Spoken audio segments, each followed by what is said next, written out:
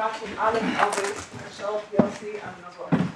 This was there. Good morning, my lords. Good morning. I hope to proceed through this as efficiently as possible today. What I would like to do is just touch briefly on some additional points from the authorities that I'd like you to take into account. Then I will deal with the additional spills amendments, and then I will deal with the illegal refining. Yes. So if we could start by going to the judge's judgment, because she's set out there the geominerals, so I'm going to just use her judgment. It's paragraph 50, it's tab 4 of the core bundle, page 50. Yes.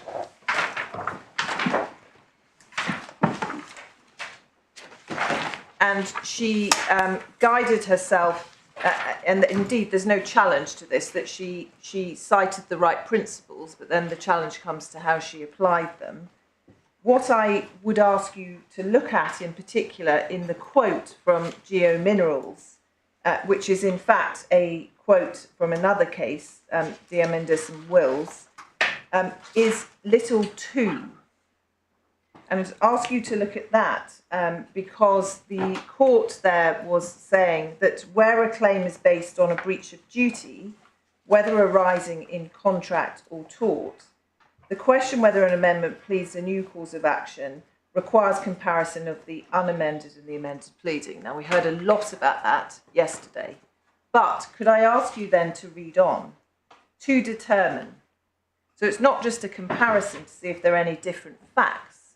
You're being asked to determine A, whether a different duty is pleaded, B, whether the breaches pleaded differ substantially, and C, where appropriate, the nature and extent of the damage of which complaint is made. So it's important that you tether the analysis of the unamended and the amended pleadings to those 3 factors.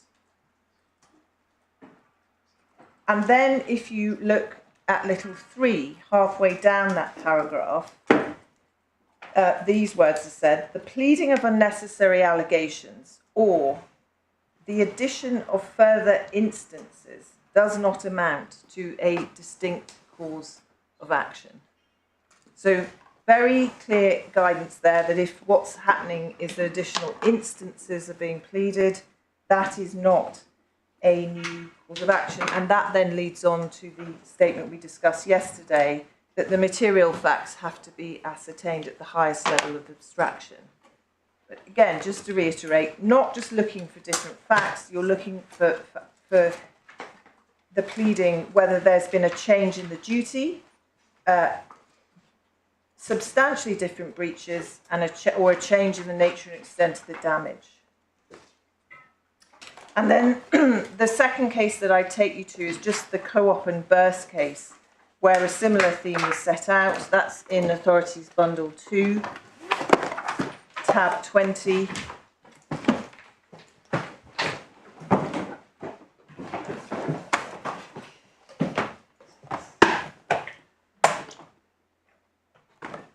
Authorities Bundle 2. Yeah, sorry, forgive me. I think that's not quite right. Let me just check.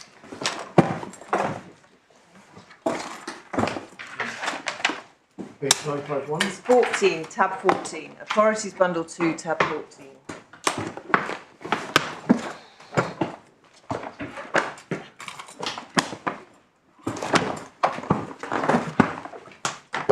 And if I can take you to 704, paragraph 20.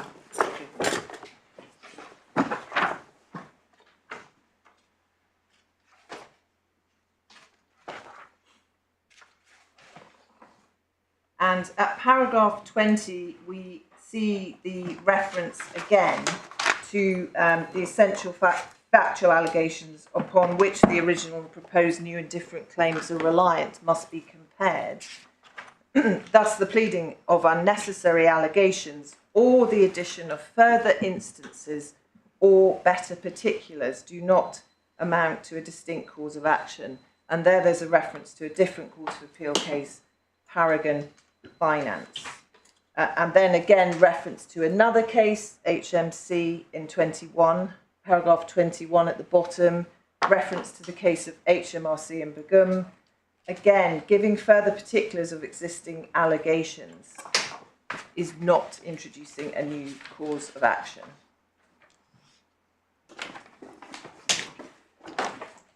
Just hold on a second. I'm about 20 seconds behind you at the moment. Sorry. Yep, thank you. So that's all I wanted to say on the law on same cause of action, and I'll come then to apply it to the pleadings. Whilst we're on it, just looking at same or substantially the same, again, we can look at the Geo-Minerals case, which is referred to in the judgment itself. So going back to core bundle, tab 4, page 51, paragraph 52.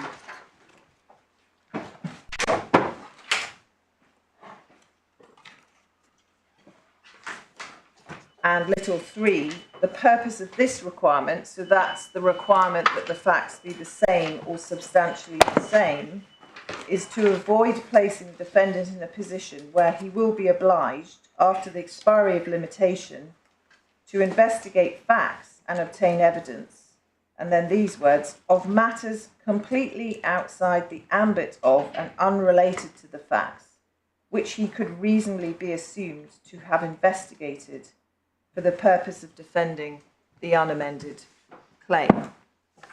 So I rely on that for a number of things.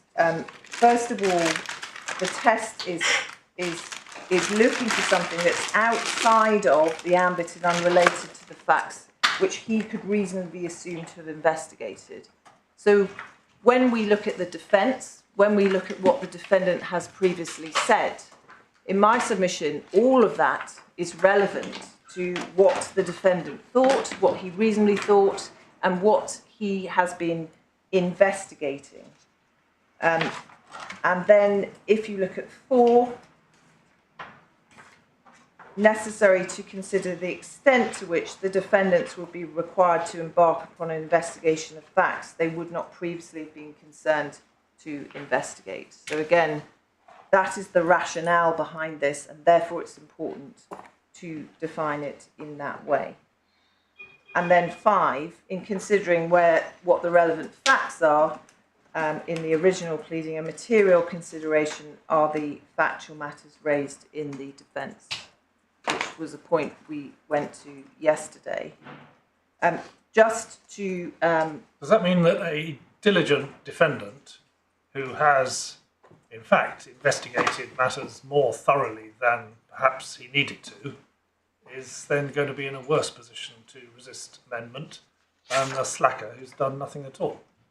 Well, yes, because that person has obviously gone and obviously using the word you can reasonably assume, but if you know someone has gone off and investigated it, then they're not having to investigate new facts. Of course, the two should correlate, because what they plead should lead to what they are investigating themselves and what they believe is within the ambit of the existing pleading.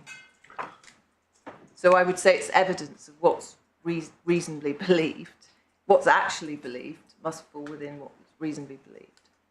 And the test is not, as you've identified it in subparagraphs 3 and 4, is not what the defendant has actually done.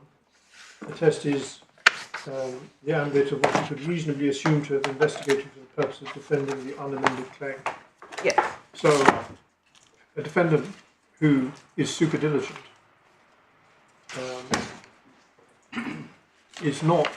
doesn't have to disclose their super diligence.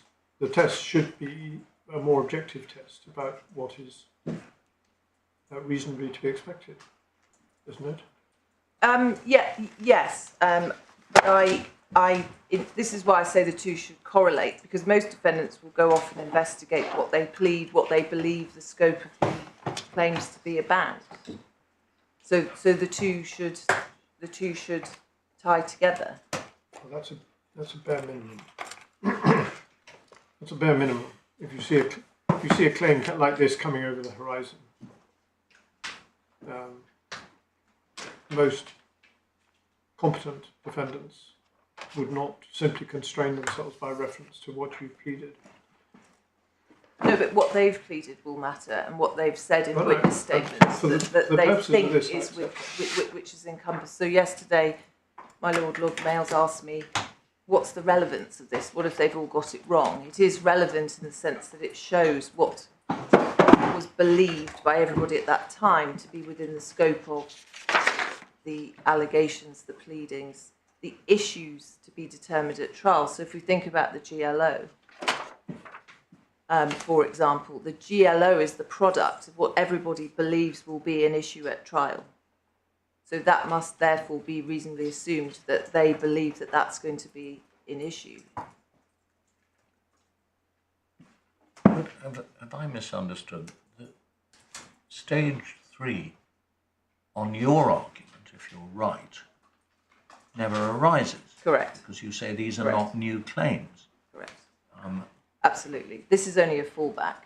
But I do say the way in which it's presented by the defendant is wrong as a matter of law. So yesterday you were told you can't look at the defence, you can't look at the reply, you can't look at anything else, you simply look at the pleadings. That would be wrong when you come to look at stage 3.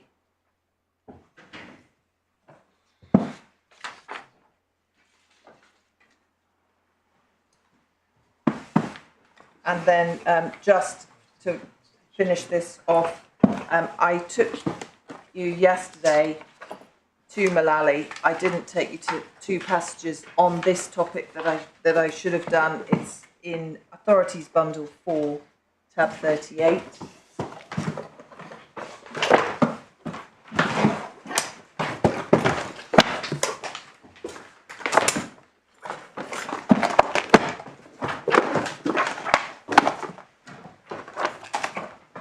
I was looking overnight for the Nigerian statutes.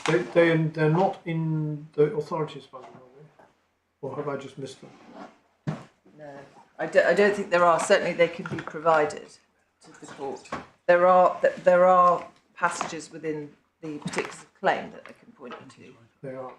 Yeah. But I think, But certainly if the court would like that, we're very happy to provide that. yeah, well, we're being asked to make some quite difficult decisions about the nature and extent of causes of action, of which there are a number pleaded. Yes. So, speaking entirely for myself, I think if they could be sent electronically, that would be helpful. Yes, we can arrange that. Thank you. So, Mullally, if I could just draw your attention to paragraph 92 of that judgment.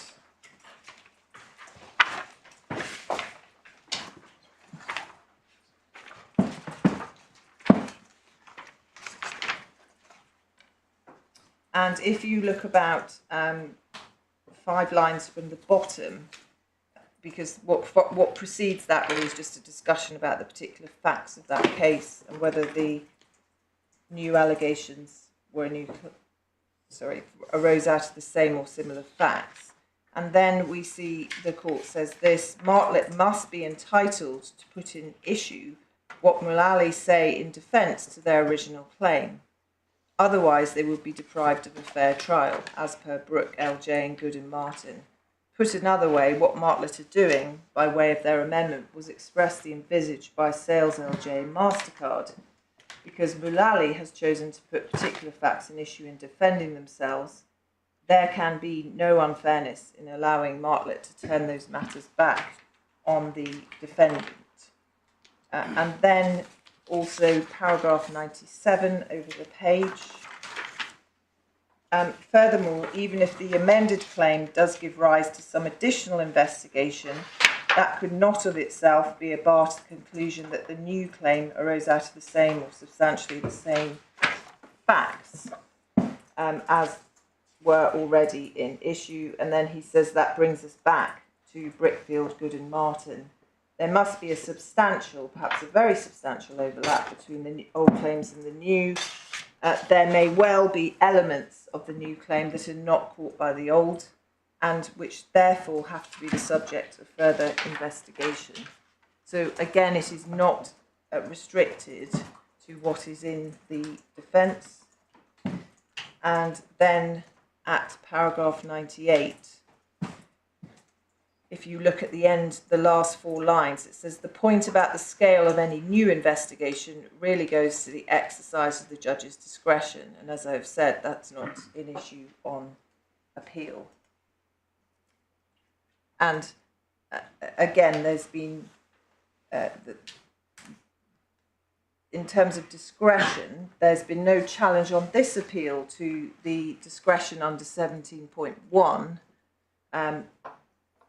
Again, I didn't hear any challenge to be made in terms of discretion under 17.4, but obviously if it is a matter of discretion, if we get to this point, we say it should be exercised. And then finally, just Lady Justice Andrews has a useful summary at paragraph 103 on the right-hand column. Again, it's about 8 lines down. A claimant ought to be able to submit to the court that the defendant is liable even if the version of events he has pleaded by way of defence is accepted. That was the position in Good and Martin. Here the situation was different because the cause of action that Martlet sought to introduce depended on a factual issue raised in the defence being resolved against the defendant who raised it. However, I can see no reason in principle why the ability of the claimant to bring a claim arising from a matter put in issue in the defence should depend on the way in which that issue may be resolved. So again, just confirmation that you are entitled to turn the allegations back against the defendant. So that's all I wanted to say on the law, unless there's anything else that I can assist you with in that regard at this stage. What I'm going to do then is turn, first of all, to the Bille Spill amendments. And I'm going to do 4 things.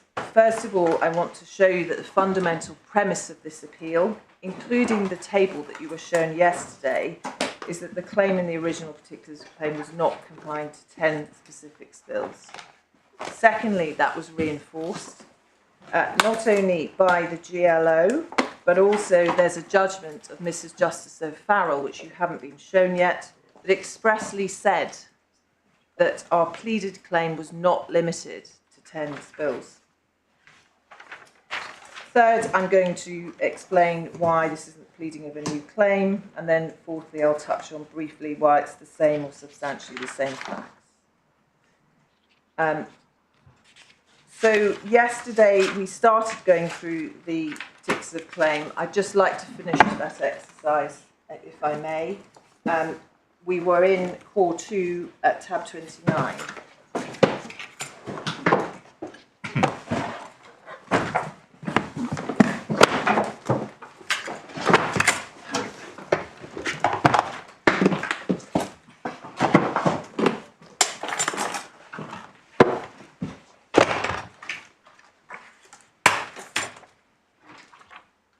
Yes.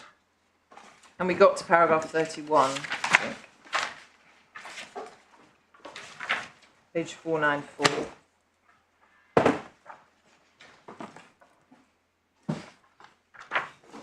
And 31 starts by saying, in support of the averment above, just to refer you back to what that averment was, it's paragraph 30.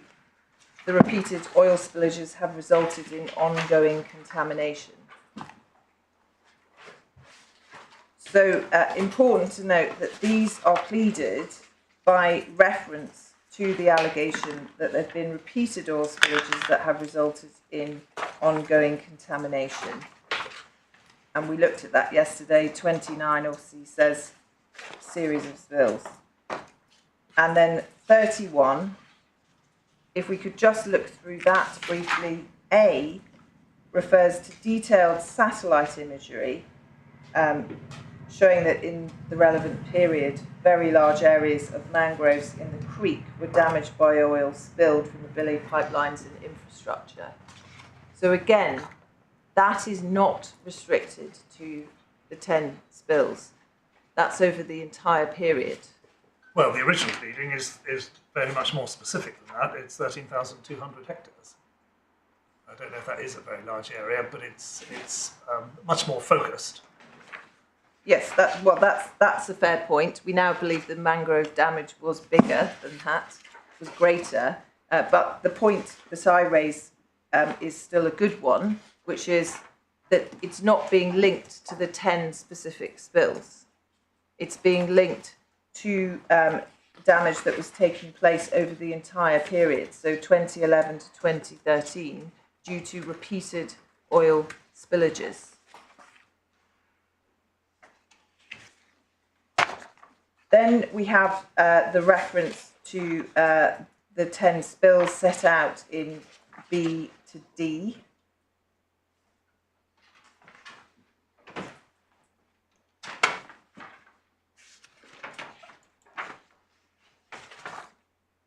And as I say, again, these are being pleaded in support of the averment that there's been ongoing contamination to the natural environment from repeated spillages. They are cited as examples, and that's clear from the pleading. Am I right in thinking that the quantities of these spills are literally a drop in the ocean? Yes, that's right. Yes, that's sorry, I should say the reported quantities. Of course, as I said yesterday, and this is in evidence in Mr. Renshaw's statement, in Bodo, it turned out that there was this enormous increase between what Shell reported and what was in fact found to have occurred. But even if you multiplied them by 20, yes, I wouldn't want to use the word piffling, but that's the word that I keep. I mean, this is not the problem. The Yes. 10 are not the problem. no, they are not, and nobody would understand that to be what we intended to say.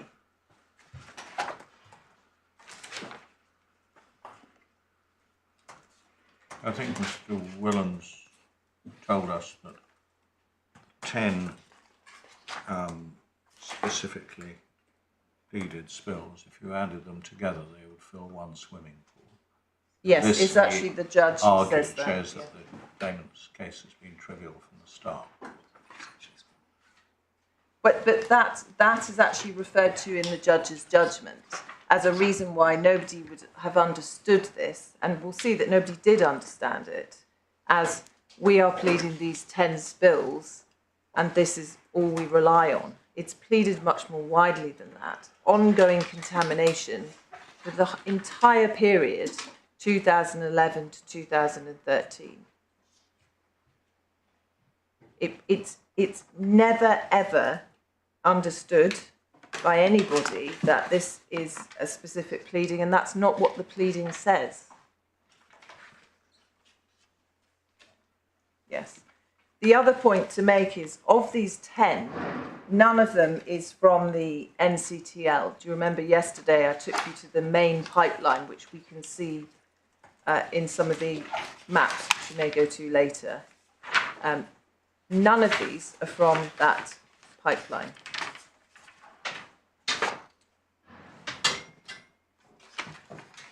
The third point is that there would also be a good reason not to be seeking to set out a definitive list. It's not going to be possible to do that until there's been full investigation as to what actually occurred. We know that the SPDC website is very inaccurate, and we also, because we understand the court had a concern about this, overnight we've been doing more inquiries. The evidence before you on Boyne,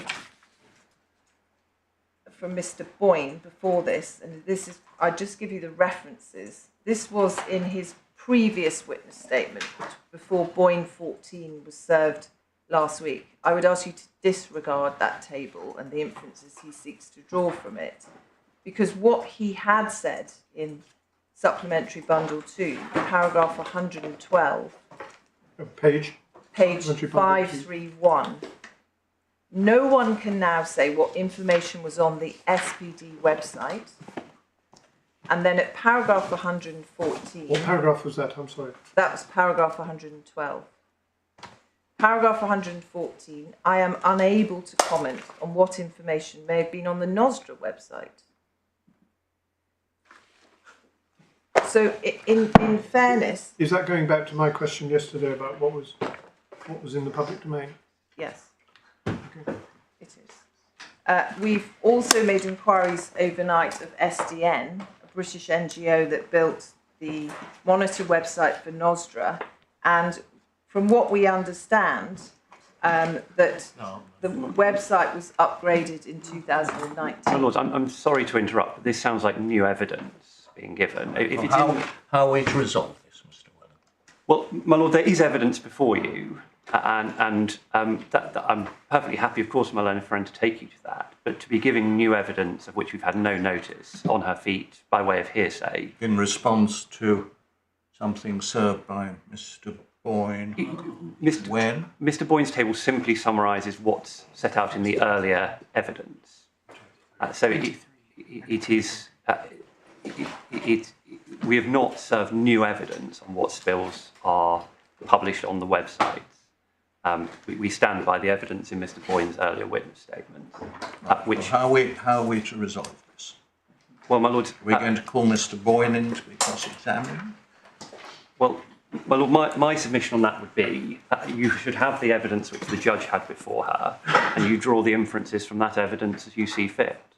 But it can't possibly be right for new evidence to be given on my learned friend's feet that we've no notice of at all. Right, well, we may have to Yeah, make a I mean, ruling about just this. if that's the position, then Boyne 14 goes, because Boyne 14 was served last week. Yes. So Boyne 14 must go because it came completely unsolicited. Our witness statement was served in response to Lord Justice Stuart-Smith's questions about what more we needed, and then Boyne was served unsolicited. Whatever, those who sit behind me are willing to serve whatever witness statement, if anything needs to be verified with a statement of truth. I can say from the bar that this has obviously caused a great deal of anxiety, and overnight we have sought to reconstruct anything we can about why it wasn't pleaded. It's nearly 10 years ago, and I'm afraid the records are not there. And the fee earner who specifically dealt with it no longer works for Lee Day. So we have tried to satisfy the court because the court was concerned with this. What you can be assured of is this wasn't a deliberate tactic. It wasn't, in my submission, you can also conclude it wasn't some sort of negligent mistake or lack of trying to get the information and make judgments about what should be pleaded. Because the fundamental premise of this is these are examples. These are examples of the systemic pollution between 2011 and 2013. They were never intended to be definitive in the way in which the defendants now seek to suggest that they should be. And the second point I'd make on this is that remember, of course, prior to the expiry of limitation, we actually could never have discovered all the spills. So the defendant disputed jurisdiction. The defendant refused to give us disclosure. We then are involved in a jurisdiction battle until 2021, by which point 5 years potentially has expired. So the suggestion that's made, which is that if you don't plead out every spill within limitation, your claim's gone, is obviously a bad one.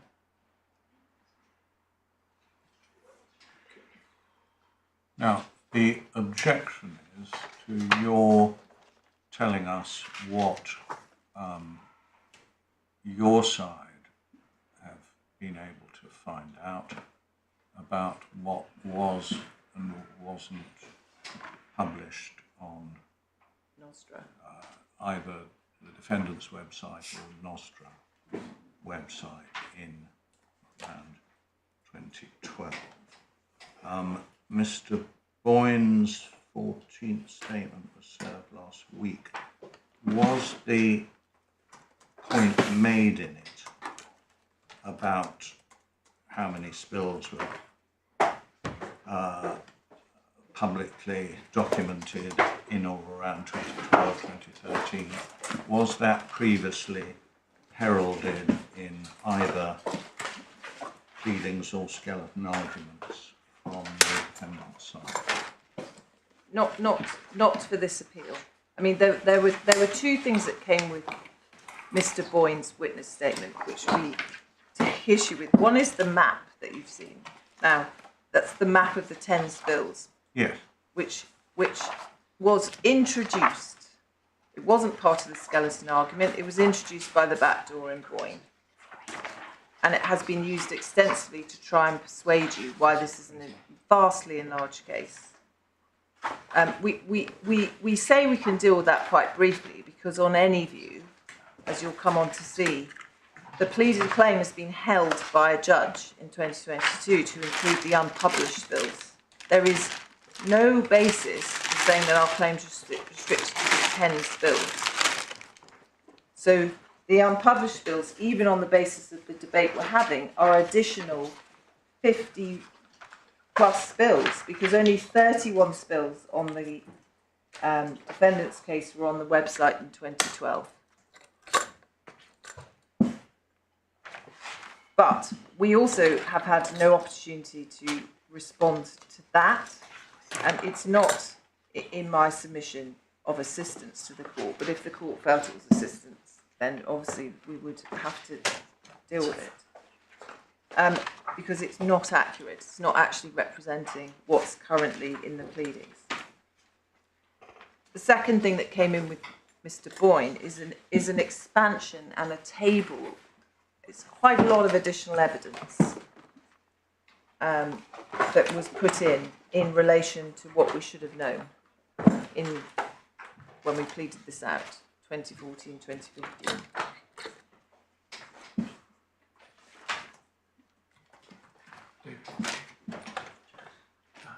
I think we have got to ask the audience. We'll just rise. Yes.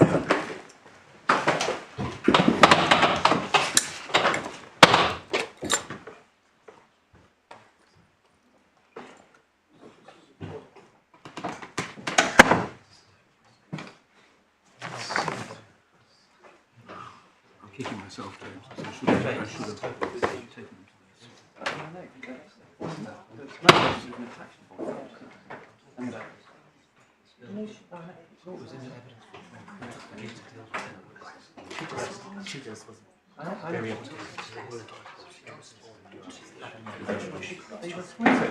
Yes. No, we'll have to deal with it. We'll deal with it. The problem is they realise it's messed up. So they put it back together.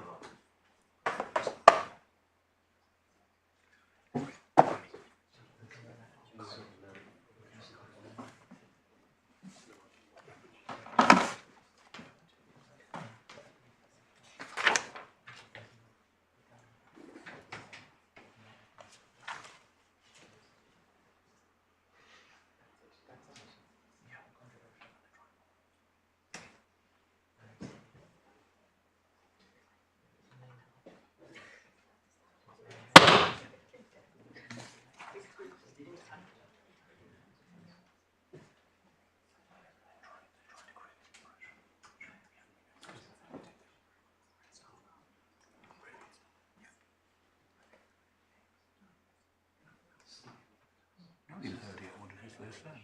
I haven't even heard yet what they said. What they claim to have learned. Oh, right.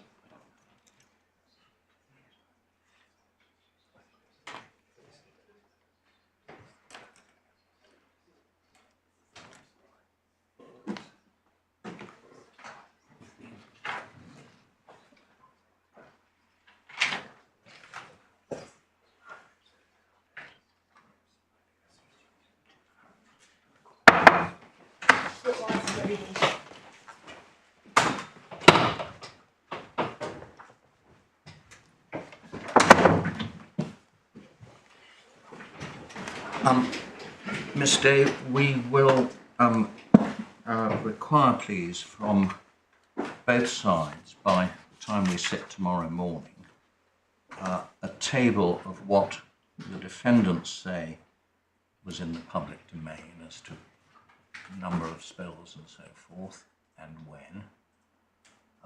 In the public domain in 2011, 12, 13, and so on. And what the claimants say in response.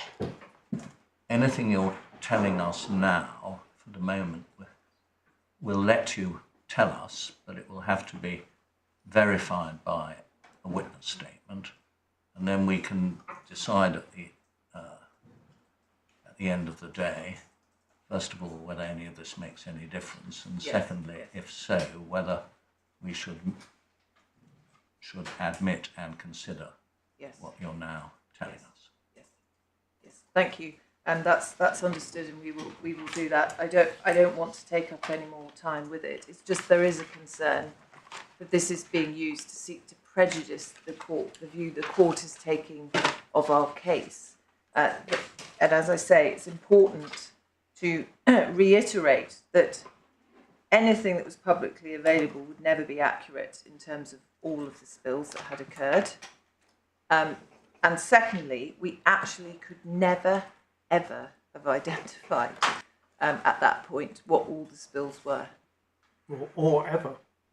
Well, potentially You say at that ever. point, but ever. I mean, Well- your submission earlier was ever. Yes. I mean, of course, with the assistance of expert evidence, we believe we can. In fact, overnight I noticed, which I can take you to, that in Vedanta, the Supreme Court also said that expert evidence was the way that this... Maybe let's just have a look at... But this brings us straight on to Yeah. tomorrow or this afternoon's appeal as Yes, to how this case Yes. should... Yes. Because when we consider how this case should be progressed Yes. in the context of the appeal, yes, it's inevitable that we're going to consider how it should have been progressed in the past, even if it's spilling milk. absolutely. And I will take you to that this afternoon because it's a very, very useful endorsement of the Supreme Court dealing with systemic failure and pollution cases and how they are dealt with. And it matches what we have done here. So we can deal with that this afternoon. But the suggestion that the cause of action comes from the spills, in a sense, has bleed from the global claims appeal as well for this reason. And again, we will come to this afternoon. This phrase, global claims, and now it's morphed into events-based claim, is completely inapposite to this environmental claim. And it's very important that we cleanse these proceedings of both of those terms. Are you saying that because what we're looking at is 2,000 or 5,000, however, individual claims? Correct. And we're looking at what is the best vehicle, litigation vehicle for progressing them? I say it for that reason, and I also say it's slightly bleeding into the amendment appeal by saying we have no cause of action until there's a spill. That's wrong. I'll show you how the breach is put. Well, we look forward to that. Yes, it's not, the spill is the consequence of the breach. It's not the breach itself. Because of the use of this word events-based, we've come down to saying we have to specify each spill, each event to get to our claim, and that's not right. The word event comes out of construction contracts where you have employer events and contractor events, and the contractor can only claim an extension of time or money if you have an employer event with a capital E. And again, we will see this afternoon how that came into these proceedings when Mrs. Justice O'Farrell said this is a global claim. No one before had mentioned that, and then it's morphed into an events-based claim. But let's just finish off the amendment appeal. So paragraph 32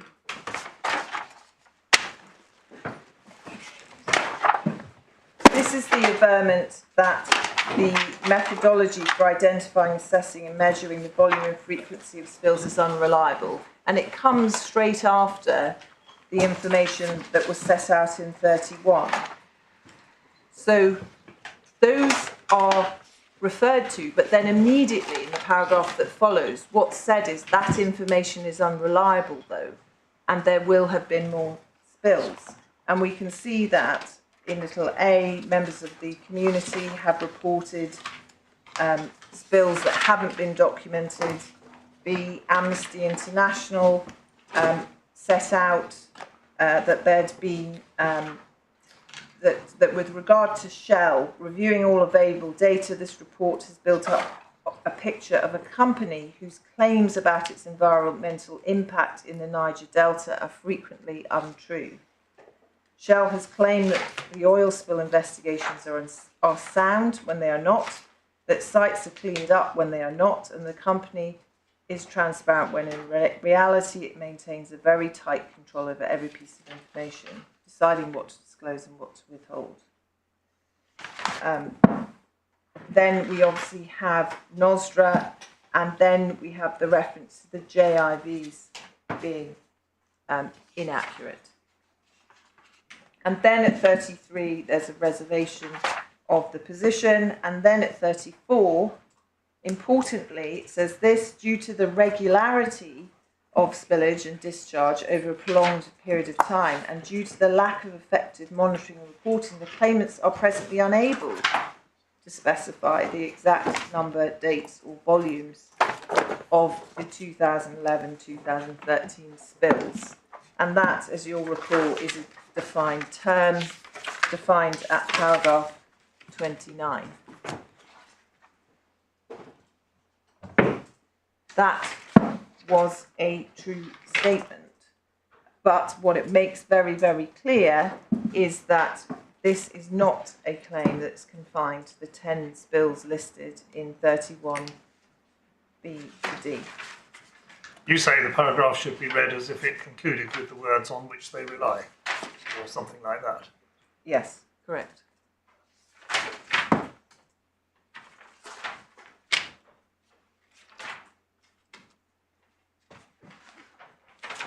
Um, 35 is to do with illegal bunkering. I'm going to deal with that separately so we don't get confused.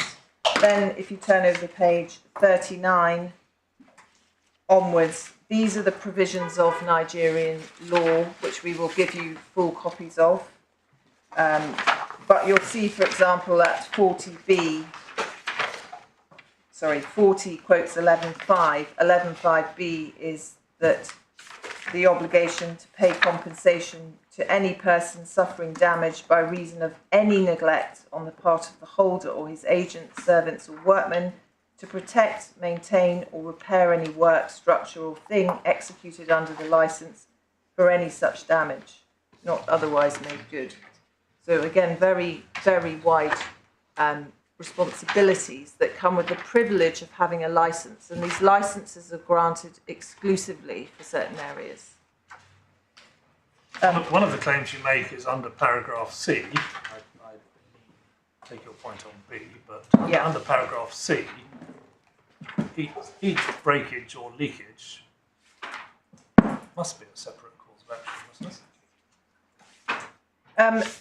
No, for this reason. If you look at C, and in fact, if we look back, the holder of the licence has to pay compensation for any person suffering damage as a consequence of any breakage or leakage. Now, you could have a person who suffered damage from multiple causes, but that wouldn't be a separate claim. So say on day X, somebody suffered damage and there were 10 causes. You wouldn't then say, well, I've got 10 separate causes of action. You might. Well, the damage is the cause of action. So what you're paying compensation for is the damage that's suffered on that day. It's a causation question. You might well say it's 10 causes of action, because you might have 10 separate breaches, each of which you say materially contributes, and then we can spend a week discussing what's meant by that. But you would in those circumstances have 10 separate causes of action where the breaches, each of the 10 breaches contributes to the final damage.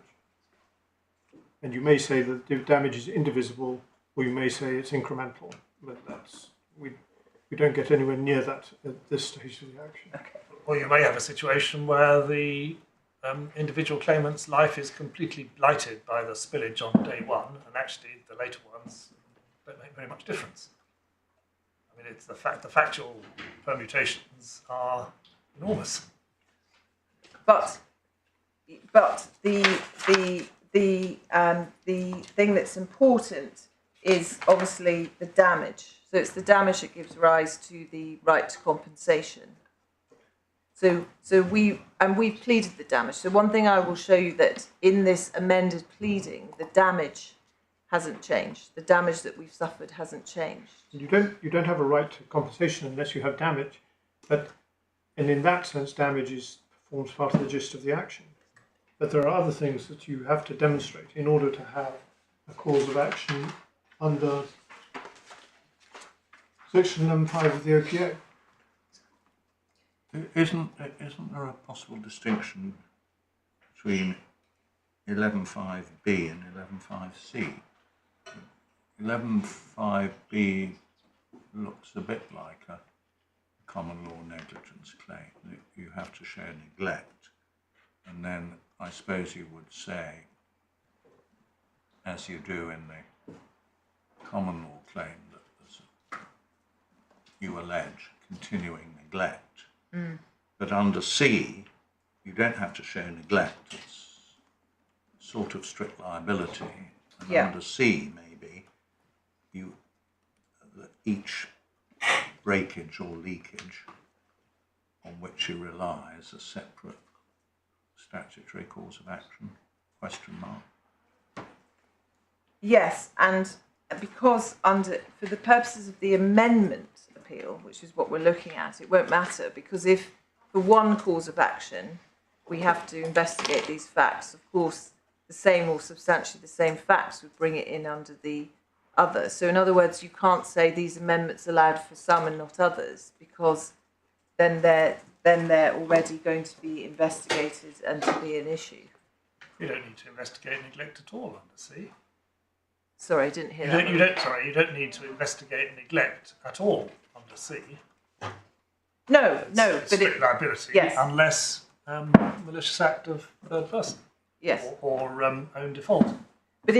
But my point is simply that the court on this appeal doesn't need to be concerned to do a dissection exercise, because if there's no new cause of action in relation to one of these, or negligence, for example, or B, then those facts were already within the original pleading. They're not introduced by a new cause of action, and therefore the same or substantially the same facts, they fall within the second rubric, the third limb of the test that we were talking about this morning.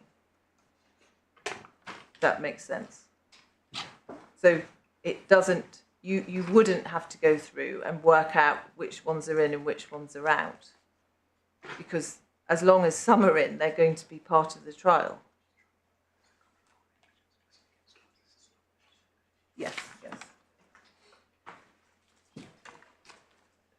And if we then just, again, skim over them, the Petroleum Act 1969, page 499, paragraph 45 is a right to compensation for disturbance of rights. So in other words, that's a right that runs with the land. So you are liable to pay compensation if you disturb surface or other rights. So again, that doesn't require to prove specific spills.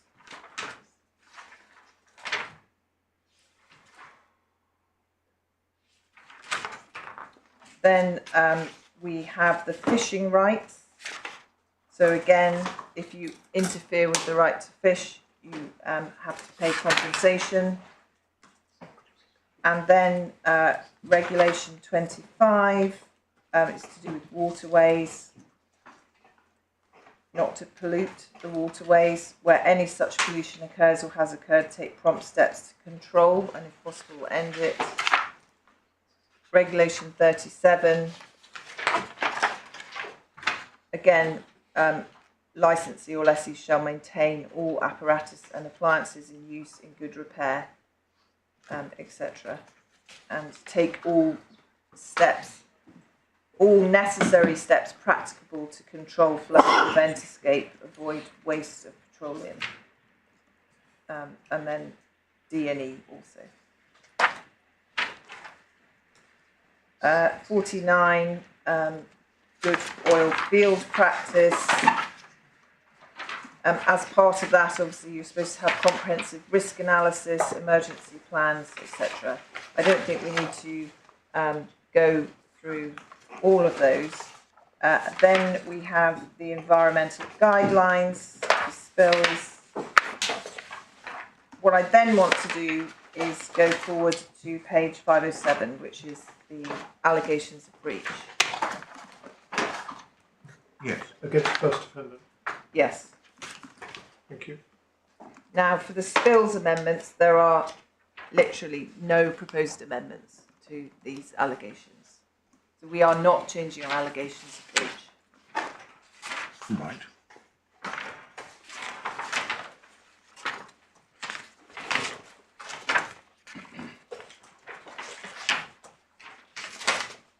At most, and that's why I took you to those authorities this morning, we are pleading further instances, examples, or particulars of breach. We are not pleading a new cause of action. We have not changed the breach. Well, we have to decide whether that's justifiable or not, don't we? We have to decide, I'm sorry if I'm interrupting you, but we have to decide on the basis of the information we've got whether it is a legitimate view that all you're doing with the additional spills is providing further particulars of breach. And just at the moment, I think my personal view is it's almost impossible to tell, if not impossible to tell, from the pleading, because we don't know how the new spills affect people, whether they were the same people who were affected previously, unless you can establish, or unless we accept the judge's view, that your original pleading was a sufficient pleading of duty and breach, and these are just simply particulars. Have I misunderstood the position? Yes, my lord. Perhaps if we go forward to 520.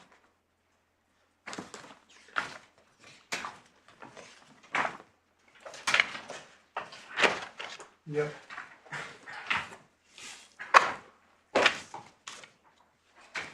This was pleaded as a systemic failure.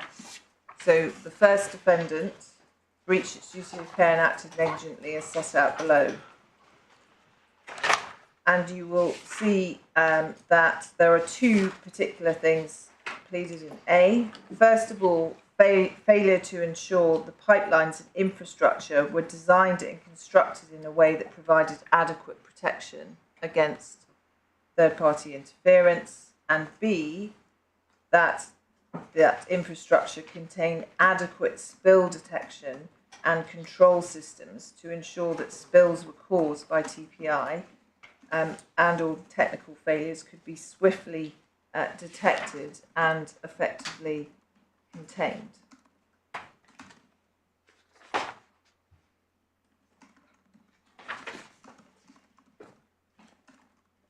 So that is the cause, that's the breach set out there. And it's put in two ways. It's both to do with the way in which these are designed and constructed. So they can be put underground, they can have concrete around them, they can be thick enough that people are not able to tap into them. We say all of those things didn't happen. And then secondly, in relation to adequate spill detection, many pipelines, including those Shell have elsewhere in the world, have an automatic detection system. So the minute there's a leak, turn the oil off. None of these pipes have that. And of course, that's very, very important when it comes to preventing things such as third-party interference, bunkering, and illegal refining. So we have set out this systemic failure. The consequences of that failure then are that there are spills.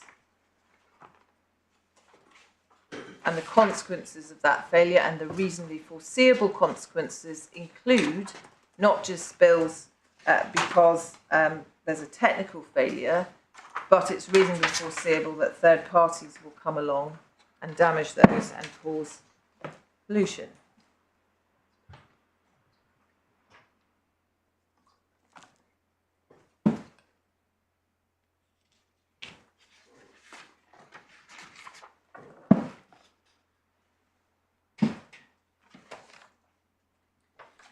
And I'm not going to read through all these allegations of breach, but you can see that they are set out all in a systemic way. And the oil spills are the damage that results from the breaches. D, for example, actually uses the word systemic. C sets out how the infrastructure should always be promptly shut down.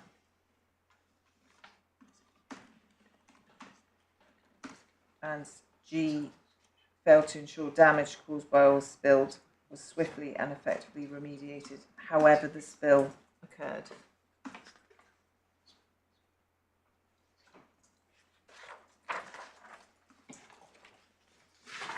Is it more accurate to say the oil spills caused the damage? So you plead a duty, Yes, you plead a breach, yes, the consequence of the breach you say is a spill, yes, and what matters is that your client number 3023 yes. has suffered damage as a Correct. consequence of the Correct.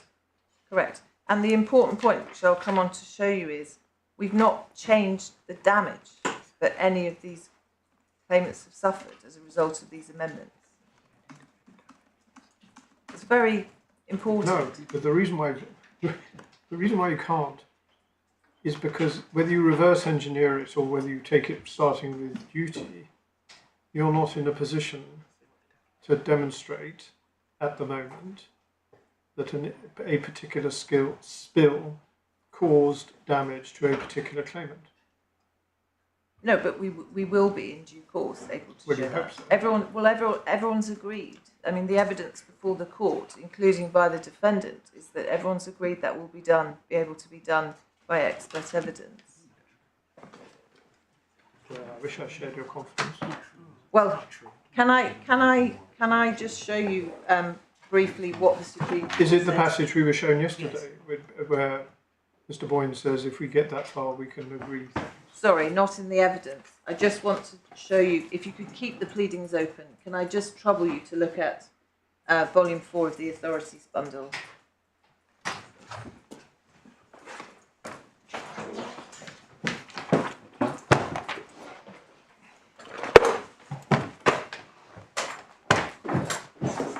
And paragraph 94 of Vedanta. It's tab is that? 1422, tab 32, my lord. April 32, page. Page 1422, paragraph 94. Thank you. And this is the judgment of Lord Briggs.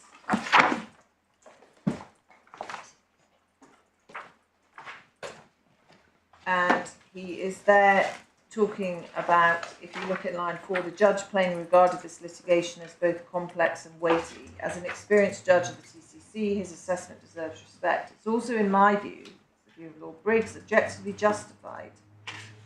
In the absence of any admissions from the appellants which might serve to narrow the issues, and there are none, large aspects of the claimant's collective and individual claims will depend upon the presentation of expert evidence. They will include identifying the emissions which actually occurred and their toxicity, establishing whether the system of operation in the mine, both in its planning and implementation, fell short of that requisite to satisfy a duty of care, tracking the emissions through to watercourse in the vicinity of the claimants, proving during considerable period of time that these emissions cause damage to particular claimants' land, business, health, and quantifying diminution in value and property thereby caused. I'm sorry, I don't really understand what that adds to the price of fish, because we're all agreed, as I understand it, and I'm certainly willing to accept, that at least some of your claims you can't prove without expert evidence. Yes. It doesn't follow from that if you have expert evidence, all of your claims will succeed. No. I understand. I understand that point. I'm not suggesting, but we are getting, in my respectful submission, confused between what we need to plead and what we need to prove, and the difference between pleading and evidence. So we will be able to evidence, we say, and you're quite right, I'm not saying that you make a decision that we succeed, but we will in due course be able to evidence that causal link, and indeed we've said that we will plead it out. So you will have, after the generic disclosure, you'll have the individual particulars of claim of the lead claimants, where this will have to be set out. But the point is that to get to that point, we need to have disclosure in the expert evidence. But the important point, my lord, is that on the pleading, we have these breaches and then we have the damage, but the damage hasn't changed. But you don't actually plead. I mean, it's just so vague. I accept that you say there's been a breach and we've suffered damage, but it is, I was going to say, embarrassingly vague in that you, in the same way as you can't prove causation and therefore you can't plead causation, I assume that you haven't got the evidence to enable you to plead causation. You are not in a position, as I understand it, to prove the breach without expert evidence, which at the moment, as I understand it, you don't have. To prove the breach, sorry, you mean the failure to maintain? Yeah. Well, we need disclosure to prove that fully. It is a matter of. That's something slightly different. Well, we've pleaded out. Nobody has ever challenged our allegations of breach. Well, I don't think you should assume that they're accepted. No, they obviously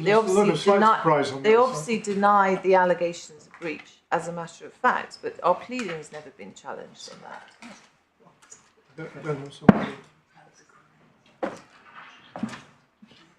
No one struck out your pleadings. No, but there's also we at present, again, the distinction between pleadings and evidence. We don't have any fault-based disclosure yet. Again, I'm slightly concerned about time because, but I mean, I'm happy to go through this now. This afternoon, I will show you. It's a matter of record.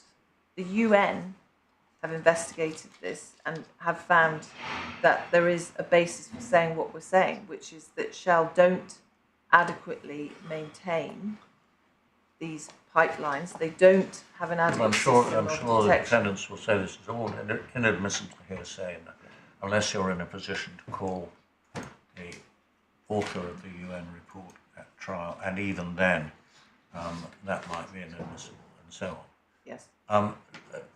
Can I just express surprise at something you said, or I think you said a few minutes ago, that you said that it's common ground that the experts will be able to say which damage was caused by which spill. First of all, I'm surprised that is common ground. But secondly, why do you have to show that a particular spill caused a particular claimant's damage? No, you're quite. You have to show in the common law claim that at least it's more likely than not, that a spill which is the result of some fault on the part of Shell caused a claimant's damage. That may not be easy, but why does it matter whether it was spill X or spill Y? No, I agree. Sorry, I misspoke there. This is one of the problems that we have become very hung up on the spills and the causation. We will go on this afternoon as part of the global claims to show exactly what you've just said, that what we have to show is caused or materially contributed to. And obviously we have Supreme Court authority that shows that. So you're right, we have to show damage coming from Shell that caused or materially contributed to our damage. Right, we'll let you get on a bit anyway. I mean, I appreciate this is very important. It just may be that therefore it's going to bleed slightly one into the other in terms of today. But let's. I've just put a note on my screen saying "Be quiet." No. But that's the reason I'm saying is it's very important. I don't want you not to listen to these bits of the response to the appeal if you're concerned about things. There is a bleed between the two of them because we are becoming so focused on the spills. But in my submission, that's not our cause of action. Our cause of action is duty, breach and loss. And the spills are part of the consequences of the breach. Because if you don't if you don't build the pipeline, the consequence of that, and the reasonably foreseeable consequence, is a third party will come along, clamp something on your pipe, siphon off the oil, that's bunkering, and then take it to an illegal refinery. If the amendments are allowed and the case goes to trial on the amended or re-amended pleading, will the trial be concerned only with the 85, is it, pleaded spills? Or will there still be a whole load of other as yet unidentified spills to be investigated? Well, because our position is when we get disclosure, if we discover there are more spills, that we would be allowed to give further particulars of those. Now, obviously, the court might be concerned that we do that by a certain date. But what we're saying is that the spill isn't part of that cause of action, because otherwise, by the time limitation expires, you have to be able to articulate that. And that's, in my submission, I wasn't thinking so much of if you discover further specific instances which you then want to plead, yes. But rather if the position is that the total quantity of oil added up under the 85 spills yes, seems to be much less than you are saying yes, was in your part of the Niger Delta. So I'm just wondering how that is going to work at trial if you're really saying, well, Shell is responsible for the whole lot of the pollution in the Niger Delta, albeit we can only plead these 85 spills which add up to not one swimming pool, but maybe 20 swimming pools, I don't know. yes. I mean, we refer in the witness statement, Mr. Renshaw, to the likelihood of undetected spills, and we explain why that is the case. The court, in its case management powers, could make an order that sets out by a specific date, once we've had disclosure and expert evidence, that we would have to identify that. So that's something the court could order us to give further particulars of before a trial. But it is correct, and I will show you that the unreported spills, as it's become known, is by its very nature something that will change and evolve, because they're spills that that aren't known about. So if you think in Bodo, no one said in Bodo the claimants can't now claim for this volume of material, even though previously it was reported as being X. It's being much smaller. But if the evidence shows that in fact the number of spills was far greater, the consequences of that breach were greater, in my submission we would be able to have that decided. But this is not really about the number of spills, is it? It's about dumping for illegal Correct. refining. Correct. Which, as I understand it, Correct. the quantities there are not part of the quantities listed under the 85 spills. I think that was the answer I was given yesterday. I'm just wondering on the current pleading. Well, that's. I'll show you this afternoon. That's just not right. Okay, well, Yeah. you carry on. Yeah, because but just to answer that point now, what happens is, and I'll show you this on the pleadings, you have bunkering, right? Yeah. Bunkering is where they tap into the pipe and take it out. The consequence of that is then it's taken off to an illegal refinery. So it's not a separate. Understandable. It's not a separate breach, but that is a reasonably foreseeable consequence of the breach. Okay. So we're not saying that Shell should go along and go up to a legal refinery and stop them refining in that way. We're saying you should make sure that your pipeline isn't able to be tapped into to allow bunkering, then to allow illegal refining, if that makes sense. So we're not saying there's some separate duty to police the illegal refineries. We're saying you have a duty to build and maintain your own pipelines to ensure that oil can't be taken out and then used for illegal refining. Okay, all right, well, I don't want to anticipate the global claim, but there is some interaction between the two. Yes, appeals, as you said. there is. I've managed to keep quiet for 5 minutes. The logical consequence of your submission seems to me is you don't need these amendments at all because they're evidence. You're simply pleading evidence.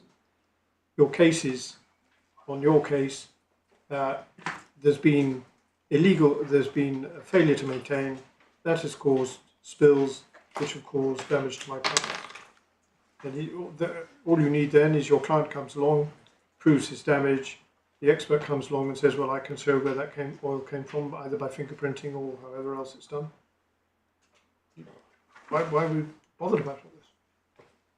Well, yes, but I mean, the defendants have been asking us for further particulars. We'll see. We haven't gone to that yet, but when we served these particulars of claim, they didn't jump up and say you're restricted to this, no other plea. They said, please give us some particulars of all the other spills you rely on, and that was the point when you asked Mr. Willen yesterday that he didn't answer, because that asking for particulars of the particulars of claim is part of the pleading.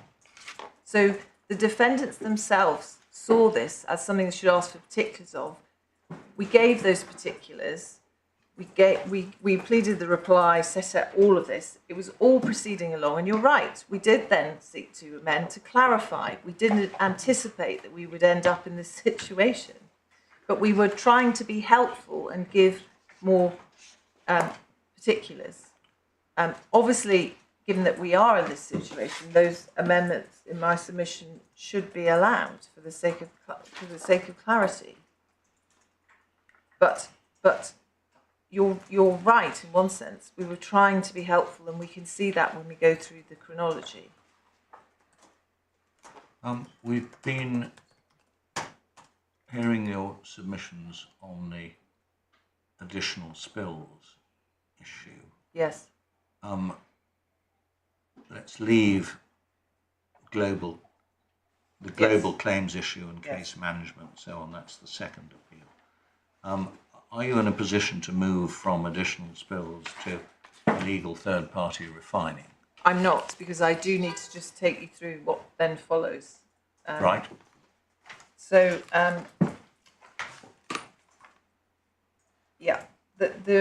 the breaches, if I can just finish the pleading, if we go to 108,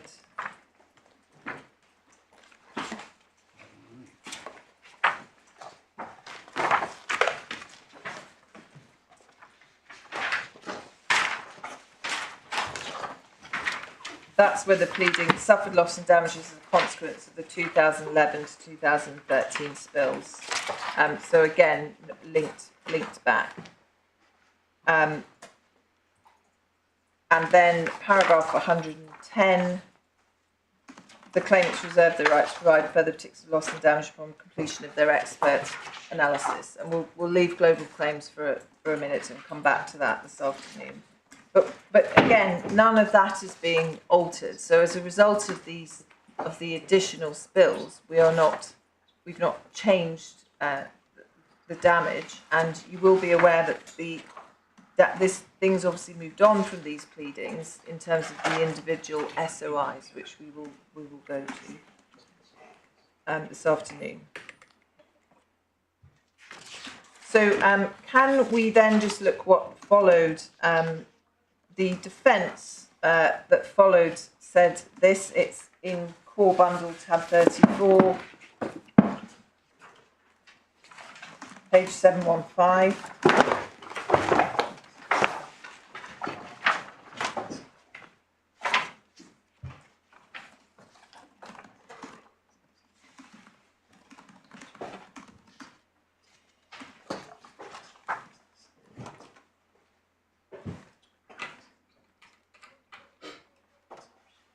And obviously the complaint was that we had not given sufficient particulars.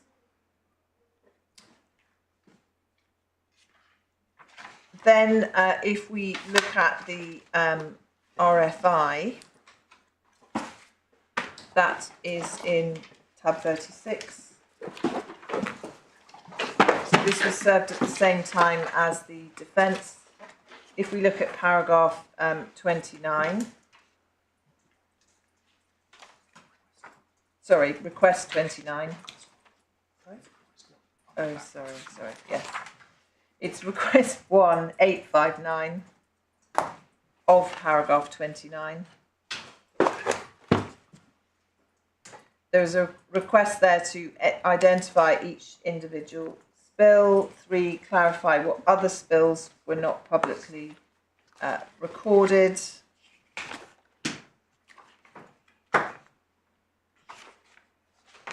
And as I say, this was the way in which it was dealt with, a not properly particularised allegation.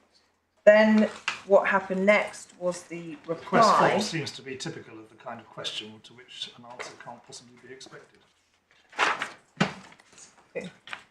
Yeah, so we have the reply, and then we'll come on to the answer to that. So the reply is dated 31st of March. It's at tab 40, and if we look at paragraph 13 of that, please, it's 943.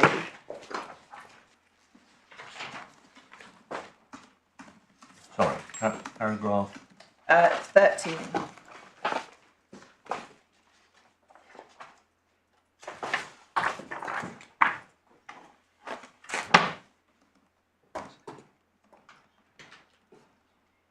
So we said that we sought damages in respect to the 10 spills. However, these 10 spills are not and do not purport to be an exhaustive list of all spills and leakages from the pipelines and infrastructure for which the defendants are liable and for which we seek damages. And then you will see set out there at A is the definition of unpublished spills. So we made clear that we would also claim for those, and then at B we made clear why we could not at that point be more specific about the unpublished spills, and there were 2 reasons for that. One, because, well, in essence, that you needed expert analysis, and 2, that we didn't have a contemporaneous record of the dates, locations and volumes of all spills which occurred in Bille. We still don't have that. In the absence of disclosure from the defendants and the expert evidence, it's simply not possible to do that. But then at C, it was to be inferred, this is our inferential case, that the unpublished spills were caused by the same and long-standing systemic failures. that the defendants had failed to take effective steps to clean up and remediate it. And then 3, accordingly, the defendants are liable to the claimants for the unpublished spills under the same courses of action as applied to the spills which are listed. So within this pleading, we were saying it's the same cause of action. And then we set out why liable to claimants to negligence, etc. I don't need to read the rest of that paragraph.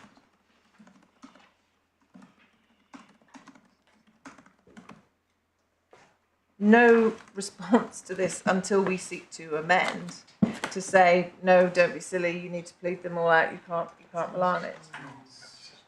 And then 41, sorry, just a couple more paragraphs in the reply. 16, we said, paragraph 16, 946, the claimant's claim is not confined to the 10 spills. And then 30A to B,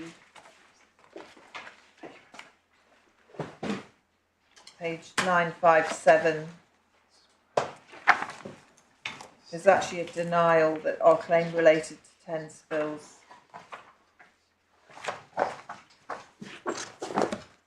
Then if Which you look, paragraph was that? 30? that's paragraph 30. Thank you. Sorry, where have we gone back to? Which page? Sorry, 957, paragraph 30, A and B.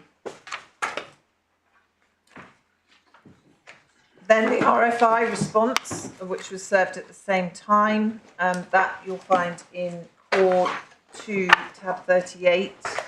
And if you can look at page 882.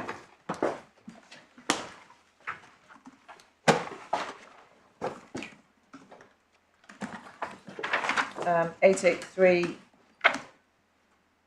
you will see the response to request 1, the 10 spills in addition to all those unpublished spills which took place between 2011 and 2013. So that was the response that was given. And then the response to 3 was pending the provision of disclosure and expert evidence, can't provide particulars of the dates or causes of the unpublished spills for the reasons pleaded at paragraph 13A. So, of course, my lord, to deal with your point, therefore it was envisaged that when we had that, of course, at that point, we could be asked to give particulars of... Yeah, but it's unreal. No one's ever going to identify every single spill. Certainly, we understand from our experts... Actually, I think it's a point in your favour. Yes. Well, no one's ever going to be definitive. It will still be an evolving picture during trial, for example. Because there may be admissions made about additional volume, etc. But certainly we could provide, and we will provide, individual particular claims for the lead claimants. I'm coming at it from the other side. Yes. So we have in the schedule a spill with 0.001 barrel. We know from common knowledge, if nothing, but also from the evidence in this case, that Nigeria is plagued by oil pollution, just to put it completely neutrally. Yeah. Even if Shell had immaculate oil records, which you don't accept, you're never going to get every spill, particularly with TPI. So it's not going to evolve. You've just got to get to a stage where you've got enough evidence of enough pollution caused by matters for which Shell are responsible to give your claimant a remedy. Yes, but certainly we would expect, my lord, that's absolutely right, but we would expect at that stage to be held to be giving further detail of what our case was for each claimant. Yes.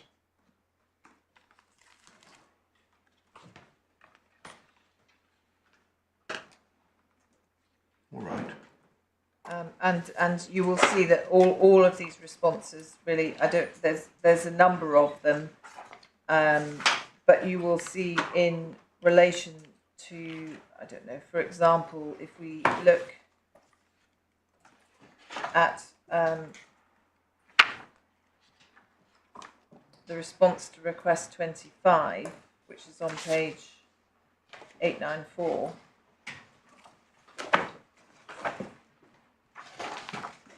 because this request repeatedly tried to relate it to the spills of oil, and again it's the same response as given. We need disclosure, ex post evidence, 10 spills, all the other unpublished spills, etc.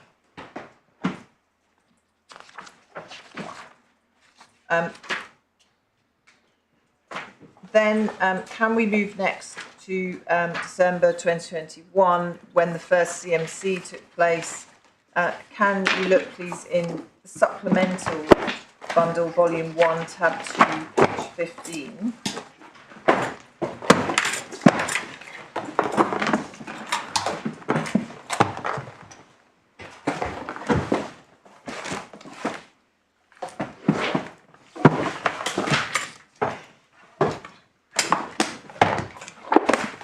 What page?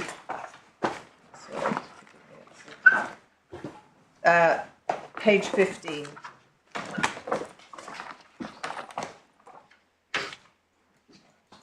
So this is the, just to orientate, so this is the skeleton argument for the defendant for the CMC. And can you look at paragraph 12?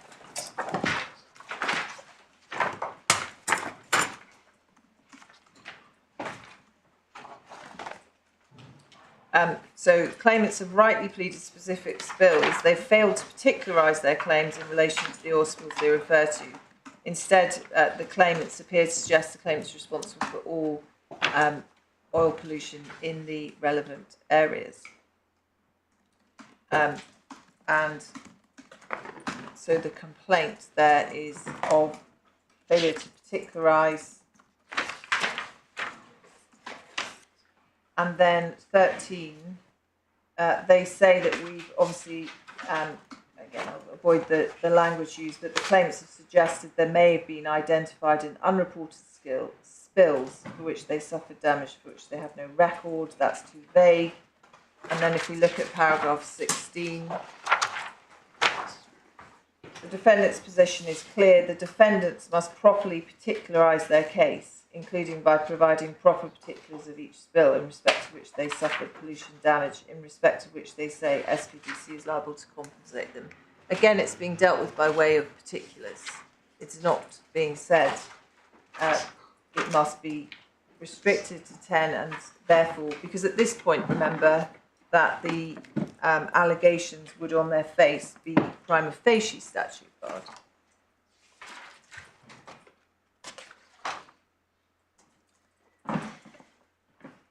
Then if we look at the GLO, so can you turn forward to tab 5, supplemental. Again, this is the defendant's skeleton argument for the GLO. If we look at paragraph 39. Sorry, which tab? It's tab 5, page 49. Thank you.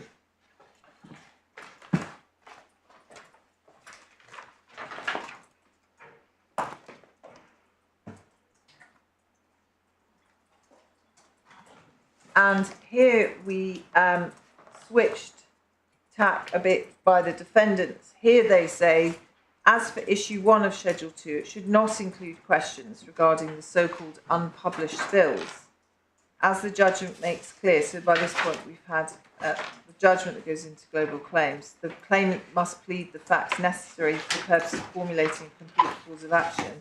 The scope of the factual investigations in the Bille claims, and therefore definition of the Bille spills, must be limited to 10 oil spills, pleaded at paragraph 31.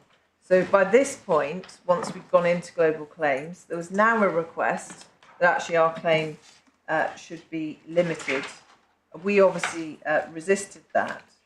And then can we see Mrs. Justice O'Farrell delivered a judgment on that question. It's at tab 9. Page 74, and she addresses the question of whether the unpublished spills are pleaded or not, and therefore should be included in the GLO issues at paragraphs 15 Is to this still 17. supplementary bundle? Yes, Supplementary bundle, tab 9, page 78. thank you.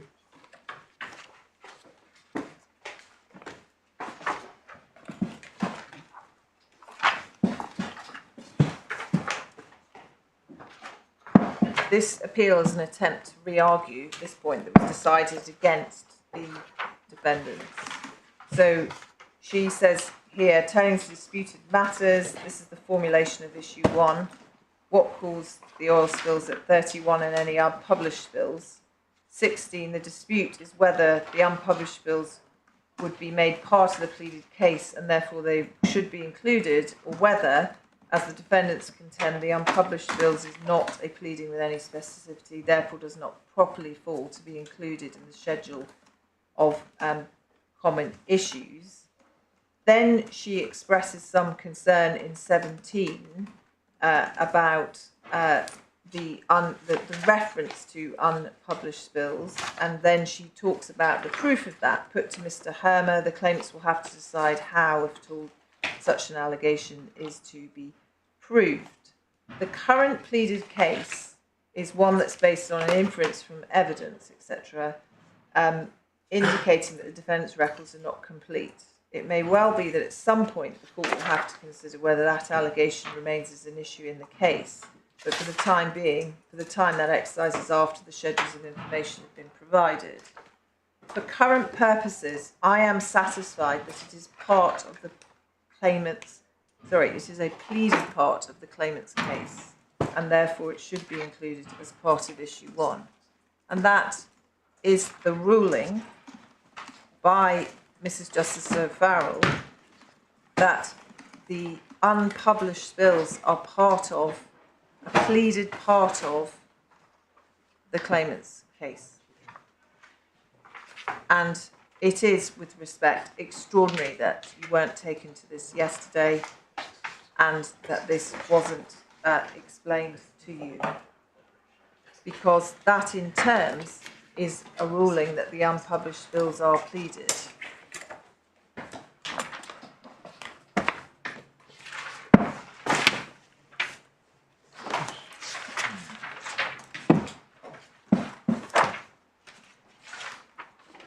It allows for the possibility of a strikeout, either of the issue or being at a later stage, but that hasn't happened. And there's no appeal or attempt to overturn this ruling. Correct. Correct. I mean, again, we will see when we come on to the global claims. What happened for Mrs. Justice May was there was an attempt by the defendants to go for a sort of strikeout on the hoof without an application, which she rejected when she made the directions that she did. So that's what came next after this. But the first attempt, as you can see from the way in which it was put in the skeleton, it was put very squarely. We hadn't pleaded this and we should be restricted, therefore, to 10. And there was an express ruling against that the unpublished bills were part of our case. Did any formal order follow embodying the ruling, or do we just have the ruling? So the order is the GLO, which is at tab 22 of the supplemental bundle. Sorry, that's in the next volume.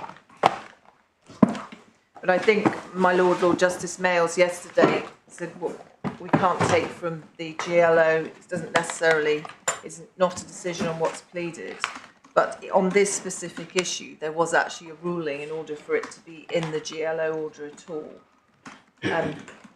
So, tab 22, page 443. I think I was simply referring to the rubric at the beginning of... Yes, absolutely, absolutely. Which, of course, is always there because pleadings may change. The court always has the power to amend the issues, which is obviously very sensible.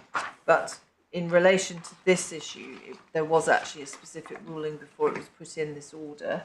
And then you will see the order is at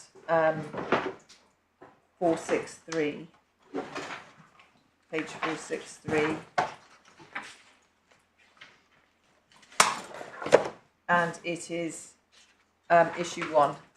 What caused the spills pleaded at paragraph 31 of the Bille community, and 2, any unpublished spills as defined in paragraph 13A of the Bille community reply the Bille spills.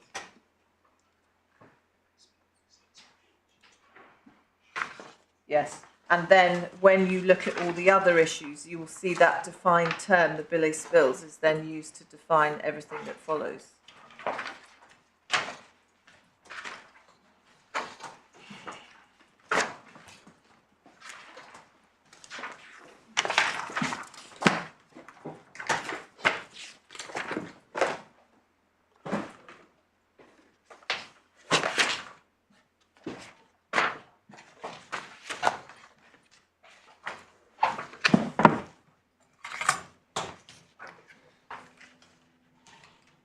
And that is why it is wrong to criticise the judge's findings on this issue.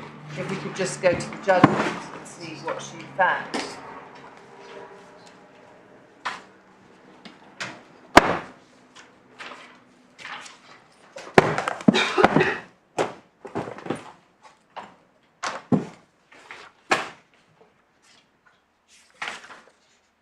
Where are we going?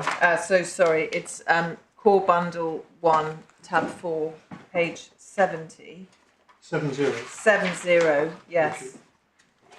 This is where the judge sets out her reasoning for allowing the additional spills. You will see that she sets out the pleadings at 101, the particular claim. 102 is the defence, and then she cites the reply.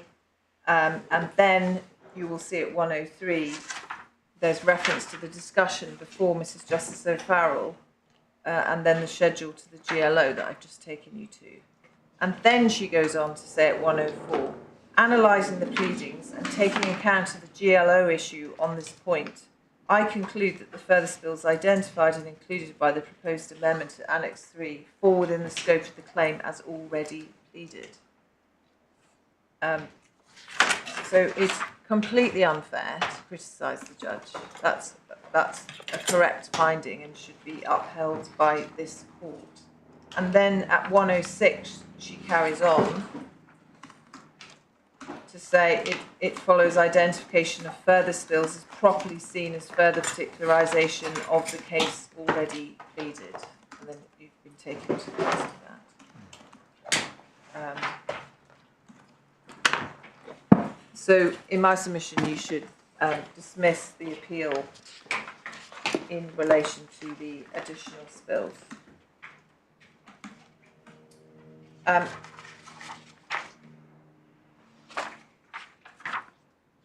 Conscious of the time, I don't propose to deal with the second ground in terms of, the fallback position about same or substantially the same facts.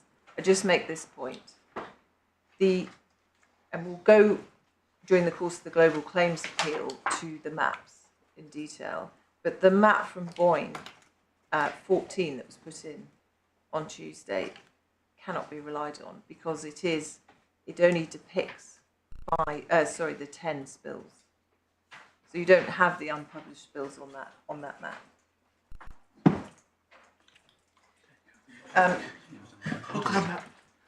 Then you were showing something. Pardon? You were showing something with a lot more than 10 blobs, weren't we? Yes, but I'll just show it to you. It's in Supplemental Bundle 3.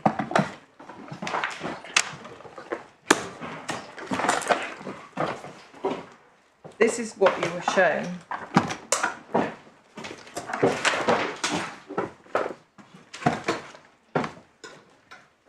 Okay. It's the last page, 896. 896. Yeah.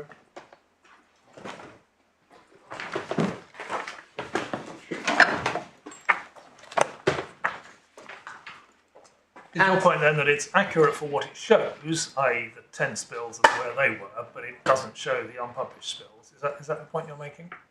Or do you challenge that it's even accurate for the 10 spills? Well, this was served in Boyne. This wasn't something that was before the judge. I wanted to make that point. For some reason, it's been put in the supplemental bundle rather than the unagreed bundle behind his statement. But to be clear, This, I'm sorry, my lord. This wasn't a map attached to Mr. Boyne's statement at all, and there was express correspondence between the solicitors in which it was agreed this could go into the supplemental bundle. So we're just taking slight umbrage in the criticism that it should have been in the unagreed bundle, having sought and obtained express agreement that it could go in the supplemental bundle. well, apologies if I've got that wrong. The point is, it's obviously been put in to try and show something that doesn't assist the court, because all it shows in the top box are the 10 spills, as we understand it. It was something produced on the 18th of September 2024 at the bottom. It wasn't something before the judge. What's the bottom map? The bottom one is supposedly, it's supposed to show you, look how much this case is going to expand.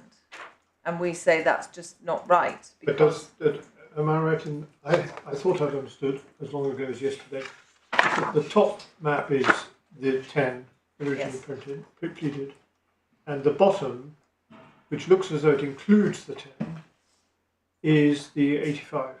Yes, correct. Okay. And the point is? Well, the point is that obviously it's not just the 10 that are pleaded already.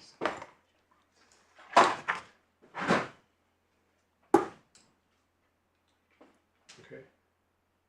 Well, that's the issue, isn't it? Mr. Willan says it is the 10 because that's all that's pleaded. You say no. Look at everything you've been shown us. It was always more than the 10. Yes.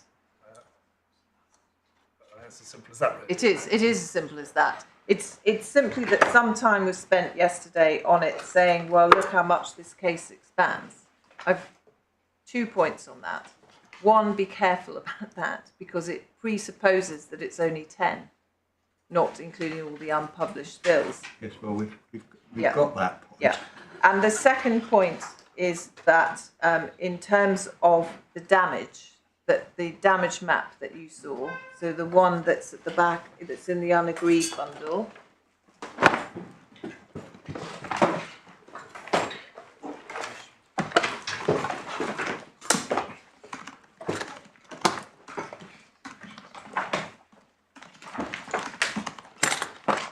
it's tab 4, page 25. And again, we'll go through this in more detail this afternoon when I show you on these statements of information that we put in.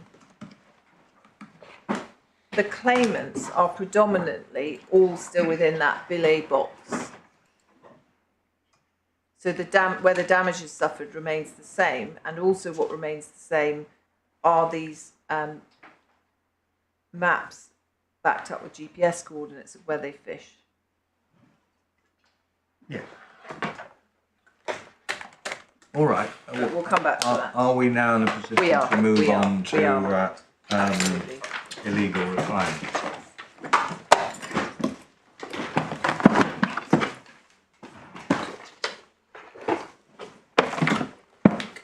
So on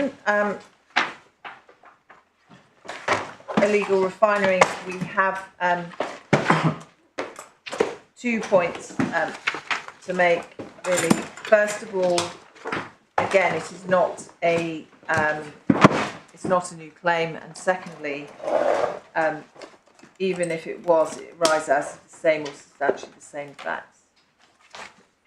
If I can deal first with not being a new claim, again, if we can go back to the pleadings, so for bundle 2.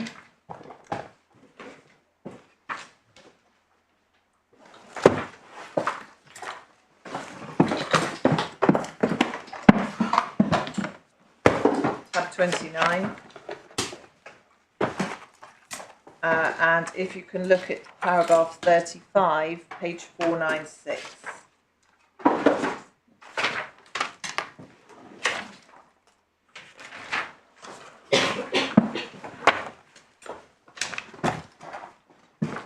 At all material times, the infrastructure vulnerable to interference and unlawful bunkering. Now, I will show you how those words then that follow subsequent illegal refinery of oil comes about, because what we say happens is where you have unlawful bunkering, that in turn leads to the illegal refining. So we're not pleading any new duty to prevent illegal refining itself. The pleaded duty is to prevent third-party interference, and what we say is illegal refining happens as a foreseeable consequence of that. The cause of action is and remains the failure to prevent third-party interference. We say they didn't put measures in place to prevent third-party interference, and as a result of that, it was illegally refined. Again, in answer to my Lord Justice Stuart-Smith's question, do we need it? Well, I think strictly speaking we don't. It's there for the sake of clarity, and it is there to explain. Certainly there might be a point taken that when you're looking at reasonable foreseeability as a matter of duty, for example, that's something that should be specifically pleaded. So that's paragraph 35. But yesterday it was sought to be suggested that we were somehow changing or adding to allegations. So we are not. We are simply making clear that the illegal refining is a foreseeable consequence of that third-party interference. Then if you look at paragraph 73 to 91... It just looks as though you're adding to it when you look at 35. Because you for the first time, bring subsequent illegal refining into your defined phrase, third-party interference or TPI. Whereas, as you're explaining it now, vulnerable to interference and unlawful by third parties, TPI, which in turn could lead to, was reasonably foreseeable going to lead to. I mean, I'm not going to take a pleading point, but it's just you can see where the genesis of the defendant's complaint that you're adding something in comes from. Well, I think that's why I took you to Mr. Boyne's statement yesterday. Do you remember where he explains what bunkering and illegal refining are? Because actually he himself, again, we can go back to it, but I think you have the reference. If you read those paragraphs, he himself says bunkering leads to illegal refining within the definition of bunkering. So it was always there in my submission that this isn't misunderstood, but obviously if it is, that's... In a sense, it must be so, mustn't it? Because leaving aside sabotage by people who are deliberately trying to cause pollution, Yeah. What is the point of bunkering unless you are going to refine what you steal? You can't Yes. drink it, you've got to refine it and turn it into some useful product. Yes. So I can see that, but why is the dumping of waste by the illegal refiners a consequence or foreseeable consequence of TPI? Because it's part of what so without the oil, they wouldn't be doing anything at all. So they, Well, I mean, ordinary oil companies, they get the crude oil, they refine it into different kinds of products, and they sell it. They don't dump it. Why should it be different when it's thieves who are doing it? because the thieves shouldn't have the opportunity to have the oil in the first place. If you have pipes that are in the ground or that have concrete around them or are too thick to enable somebody to put a clamp on it, that's the most common way of doing this, then they can't extract the oil. Let's assume that Well, I see doesn't... that, but this paragraph 35 is talking about vulnerable to interference and unlawful bunkering by third parties, and it's reasonable to assume that if the bunkering happens, so they get the oil from the pipeline, they will then want to refine it and sell it. But why does it follow that they will dump, I think it's either 45 or 55% of it, so it said, into the creeks and waterways. Well, just to be clear, the dumping is the waste products after they've refined it. Yes, So- which is 45 or 55%, I forget which, of the total liquid. So it said. So why is that? Because they necessary shouldn't have the oil in the first place. Because if Shell are acting as they ought to act, they will make sure their pipes are underground, they're covered in concrete, they can't be clamped in, they can't be bunkered. That's the point. They shouldn't have this. Second point is that let's just assume that doesn't work and someone taps in. If you have an automatic detection system, you turn the oil off. So obviously then if someone's trying to bunker, they will only get a very small amount of oil out.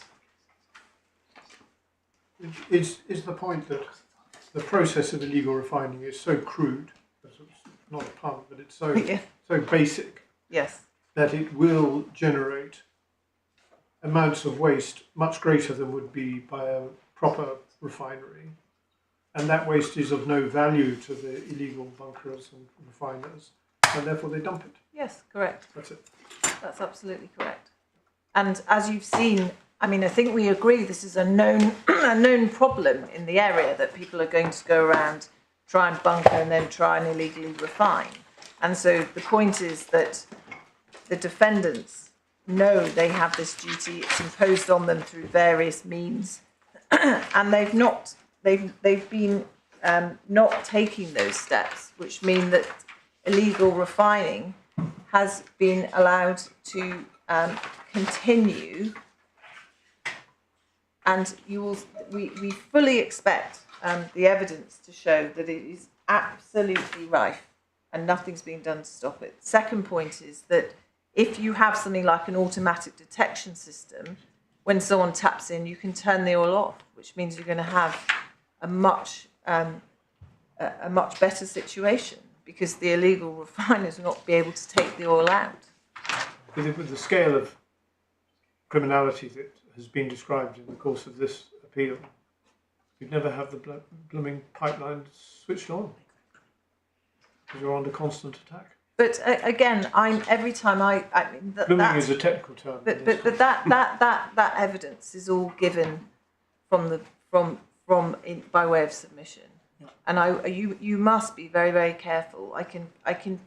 There are within the bundle, as I say, very respectable organisations, including the UN, who've investigated what Shell do.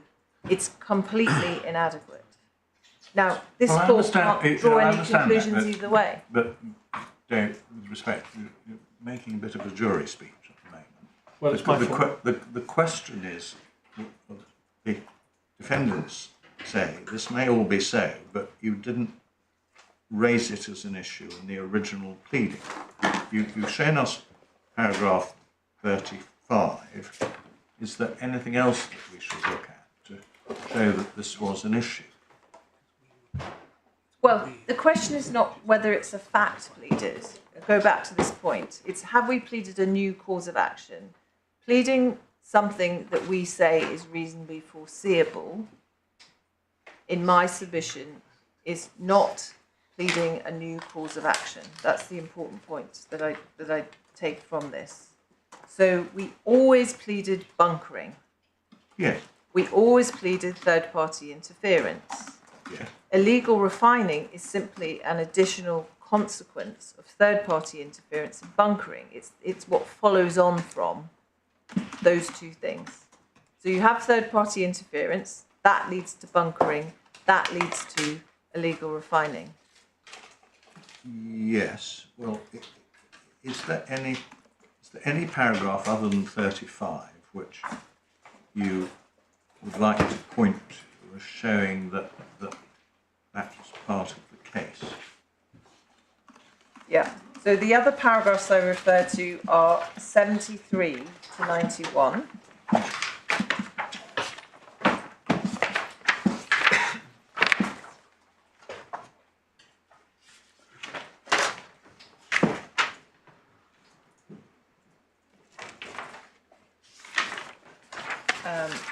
again, I'm not going to go through all of them, but the point is that there was knowledge of the systemic failure to prevent spills from occurring, including failure to protect the infrastructure against the risk of damage caused by third-party interference.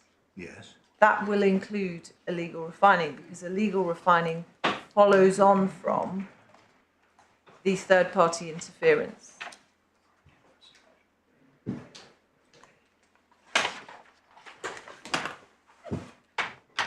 It's third-party interference that leads to bunkering, that leads to illegal refinery.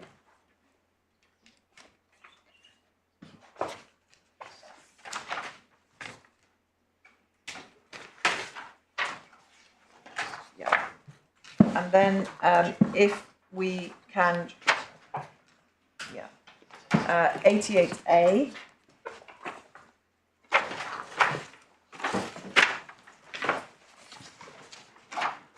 Knowledge of the high risk of third-party interference. We say again that that encompasses it.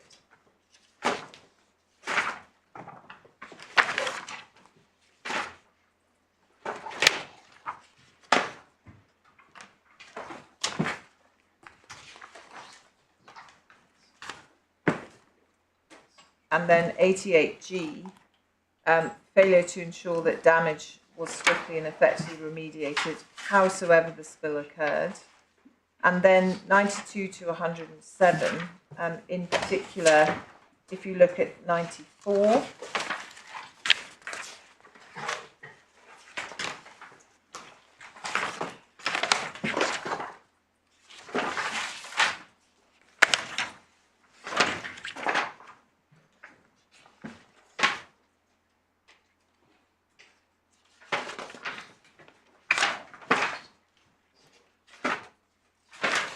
and again, you will see the way in which, if you look at 94G, for example, failure to devise, resource and implement an effective, informed and proportionate strategy in response to the high risks and consequences of TPI, accepted TPI and consequential oil spills, including without limitation. So again, the words that are being added there are not creating some new cause of action. It's simply better particulars of what's included within what's already pleaded.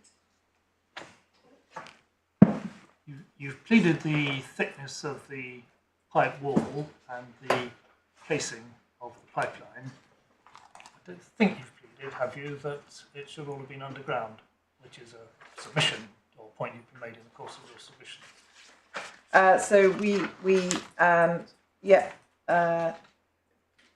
Maybe you have, I haven't spotted it.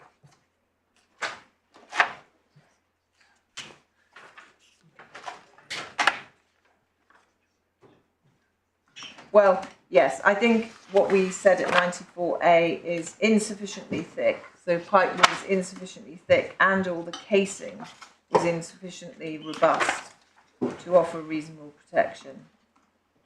So you could case it in something like concrete, which couldn't be tapped into, or you could put it underground. But I accept it doesn't use the words put it underground there. Okay.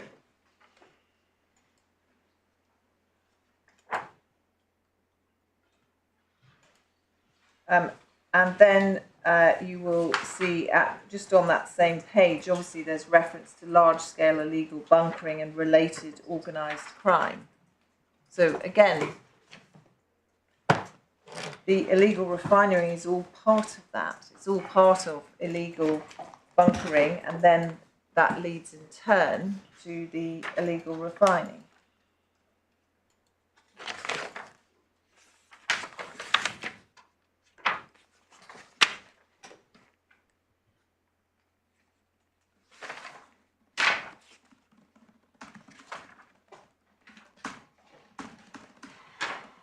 And then if you look at C2, second defendant failed to have in place and to operate an adequate system for prompt detection removal of illegal tapping points or valves installed on the pipelines by third parties. And that is how they extract the oil to then take it out and use it in illegal refining.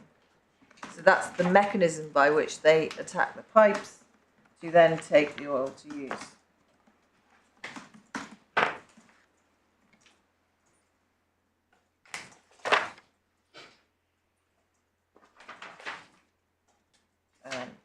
And then obviously at G we refer to the consequential spills that follow. And then 101C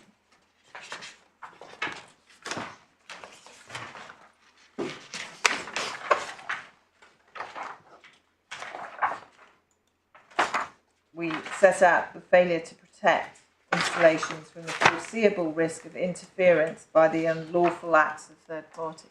And again,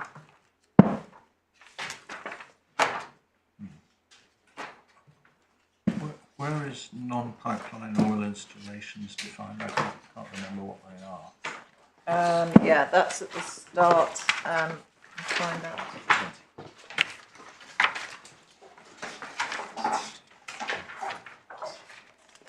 Paragraph 24, page 492.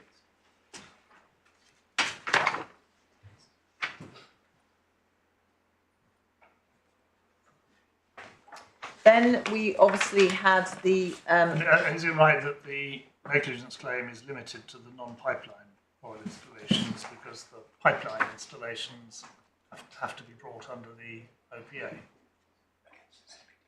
Yes, against the second defendant, obviously against the first defendant. The Yeah, parent. this is the second defendant, isn't it? Yeah, Yeah. yeah. Okay, thanks. Then we look at the defence, so we see how the defendants understood our pleading, and that's at 34.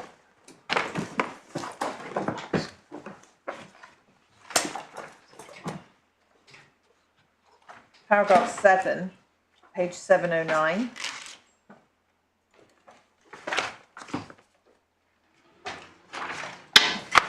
And this is interesting because the defendants understood that that phrase I just took you to, illegal acts of third parties, included illegal oil refining. So if you look at 7, there's the denial that that the widespread oil pollution is caused by the following: crude oil theft, illegal oil refining, and the sabotage of pipelines. 8. The defendants deny responsibility for the pollution caused by the illegal acts of third parties and for the claims more generally. So you will see there was an express denial, and certainly they had understood that illegal oil refining was included within those illegal acts. Then if you look at... Is that what that pleading says? Sorry, my lord, I couldn't hear Is that. that what that pleading says? I thought that pleading says there's a lot of illegal activity going on, and insofar as that's the cause of the pollution, it's nothing to do with us. Yes, but within the illegal activity that goes on, obviously illegal oil refining is one of the things that's understood to be encompassed within the illegal acts.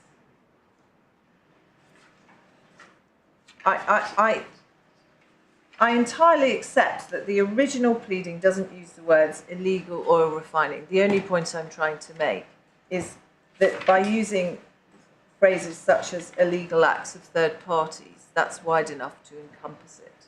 That's the only point I'm making. And that's how the defendants understood it. And then if we look at paragraph 12,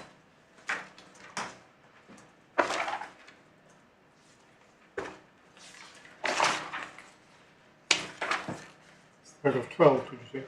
paragraph 12, yes. Thank you. There's the reference to the illegal bunkering that as being the underlying cause of the artisanal refineries. Artisanal refineries. The point is this, again, the defendants understand that it's the bunkering that leads to the illegal refinery. Because yesterday there appeared to be being suggested to you there was some kind of different duty that we were saying. The duty is the same. The duty is to prevent bunkering or any illegal act of a third party interfering with the pipelines or other installations. Once that illegal activity takes place, it's a foreseeable consequence that one of the things that will happen is the illegal refining.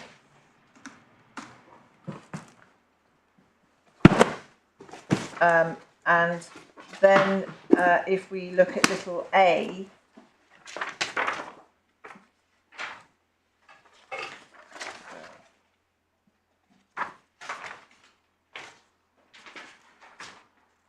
sorry, if we then go to the reply, that's at, Well, do you want paragraph 16 of the defence? sorry, yes. You were Mr. Willem's point yesterday.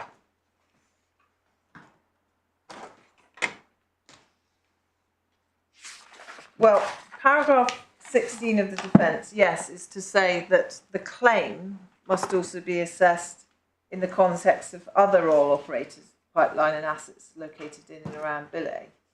And then there's a reference to Chevron. The defendant at present has never actually pleaded any case that this oil was caused by another operator. Obviously, our case, we will have to prove that any damage we suffered was caused by pipelines operated by the defendant.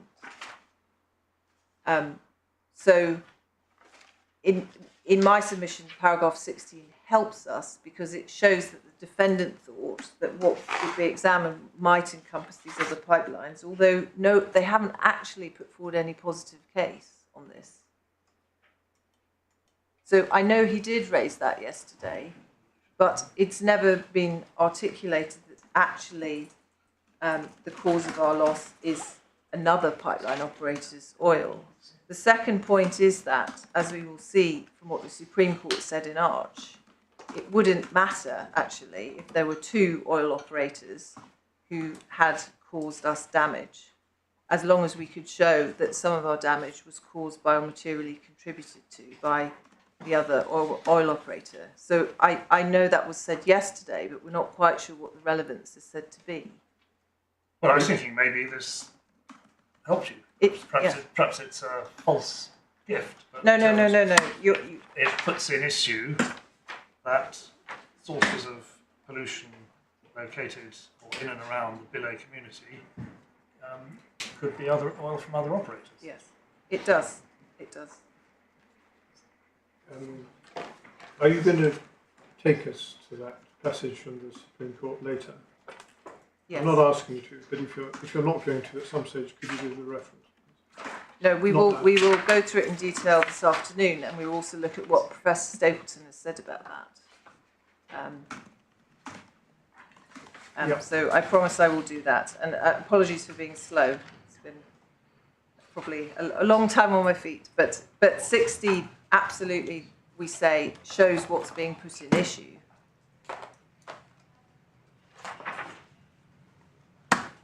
And just as anything that followed from illegal acts of third parties has always been an issue, so too has this. I know that the reply said not to be relevant, but can we just have a look at what was said in the reply in response? So paragraph 10, first of all, it's at tab 40.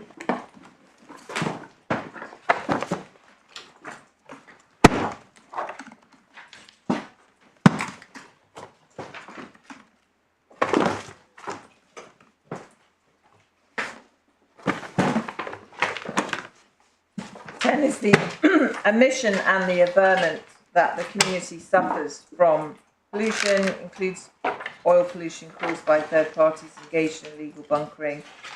Again, that word, subsequent oil refining and sabotage of pipelines. But then obviously we take issue as to that you will note at A that it's not admitted that the oil pollution in Bille was predominantly caused by TPI.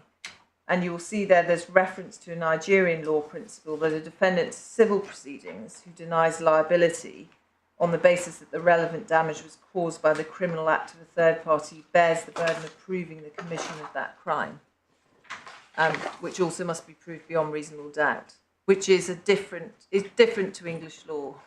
So again, I just mention that it may be relevant later on to the global claims. We are talking about Nigerian law, which does differ in some respects from English law. But we say that there is going to be a burden on the defendants in this regard. Then if you look at B, there's a denial that the defendants are not responsible for damage caused by the oil spills from acts of third parties. And then at D, we say we'll rely on the statements, including the subsequent oil refining around Bille and the defendants' knowledge in support of their case that they failed to take reasonable steps. So this is doing exactly what I showed you in the authorities. Even if this was a new cause of action, when I say it isn't, we turn it back around and turn it on them to say, if this is so well known, why weren't you taking more steps, both to stop it and to turn pipelines off when it happened? And then if we go to 27C2, page 955. Well, perhaps before we pass over it, we could just see how you plead to paragraph 16 of the defence. Paragraph Yes, 11. of course. Although you say you don't understand it, not you, it's not your reply. Well, The of pleader course. says they don't understand it, Yes. but they then go on to put in issue whether any of the oil pollution, the subject of the claimant's claims, emanated from other operators. Yes, we turn the tables again here. For once, we're the ones able to say you haven't given us proper particulars of that. If you're going to say it's due to another operator, you need to particularise that. But then, for good measure, we deny it. Yes. Thank you. And then 27C2, which is page 955.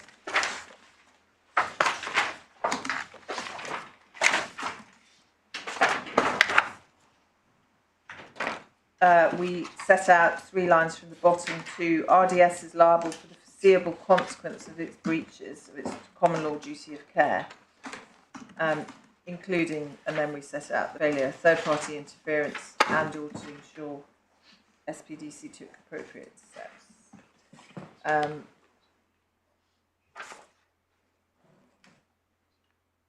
Yeah, and then 31B.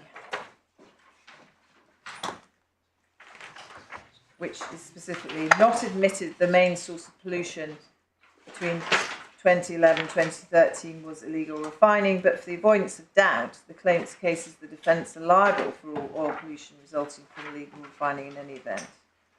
Illegal refined oil is obtained through and is a foreseeable consequence of TPI. Sorry, where are you reading from? 31B. Thank you. So that's the linkage back to TPI, my lord. Illegally refined oil is obtained through and is a foreseeable consequence of TPI. So we're saying we've already pleaded this against you and you're responsible for it because it's part of your duty. And part of the reason you get this license is that you have to ensure that these pipelines are properly protected. They have automatic detection systems on it, and that you take proper steps in this regard. And then, as I've also shown you yesterday, I don't think I can just give you the references to it. When we came to the GLO, so Schedule 1, these were the references I showed you yesterday. Let's just look very swiftly at it. Supplemental 2, tab 22, page 460.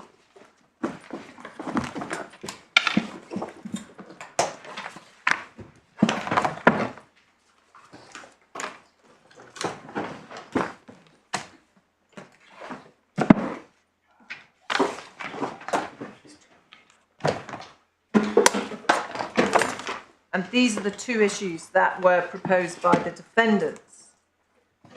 So issue 8 is obviously set out to what extent can a licence holder be liable under the OPA for damage caused by oil that's removed and subsequently used in illegal oil refining by third parties.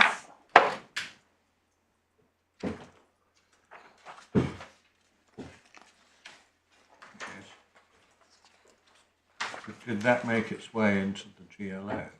This is the GLO. This is the GLO, yes, absolutely. And again, it's a matter of record. That issue was actually proposed by the defendants, which we accepted. And you say the same about 15? And the 15 is exactly the same, yeah.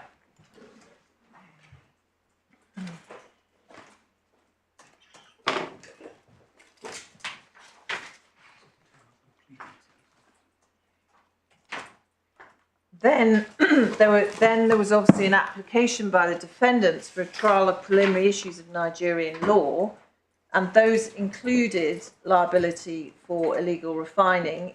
If we can look first at, again, this is 4 months before we apply for permission to make the illegal refining amendments. So if we look at Mr. Boyne's statement in support of that application for a preliminary issue, tab 24 of the same bundle, paragraph 43, which should be on page 478.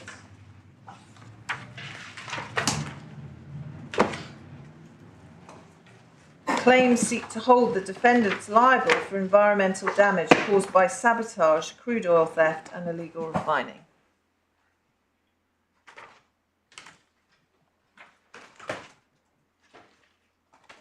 So at that point, the defendants saw this as a claim that we'd already made. But the next sentence is quite interesting for you as well, isn't it? Yes. Defendants do not deny the very serious impacts, and that's why they want a preliminary issue about responsibility. Yes. Yes. Yes, and you can read the rest of that paragraph. I don't think I need to read it out to you, but you will see that they say they're committed to clearing it up. Now, we obviously say they're not, and that's an issue that will have to be determined at trial once we've seen the evidence on that.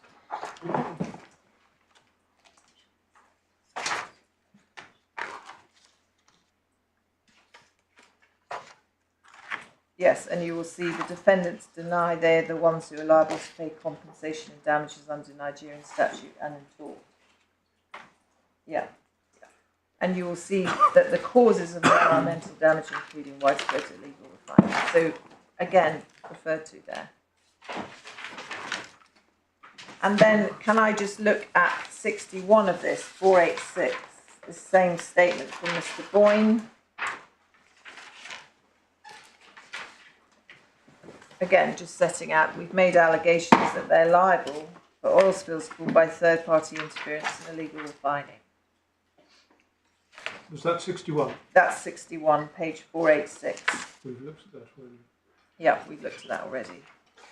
But you'll see at the end of that paragraph, my Lord will just Stuart-Smith, that that's because they thought this would help them. So in that context, they were happy to say this was part of our claims.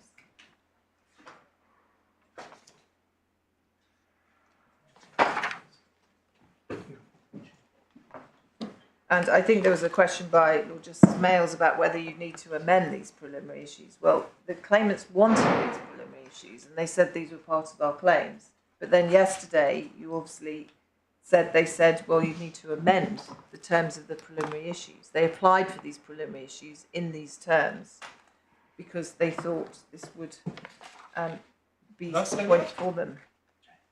Did I say that? I don't think I remember saying that anyway. My fault. The record will show. Anyway. Okay, that's my mistake. Sorry, you were referencing the Nigerian law preliminary issues, and these are different preliminary issues apparently. But sorry, I'd confused the word preliminary issues. Never mind. Okay, and then finally within that, if we look at page 490.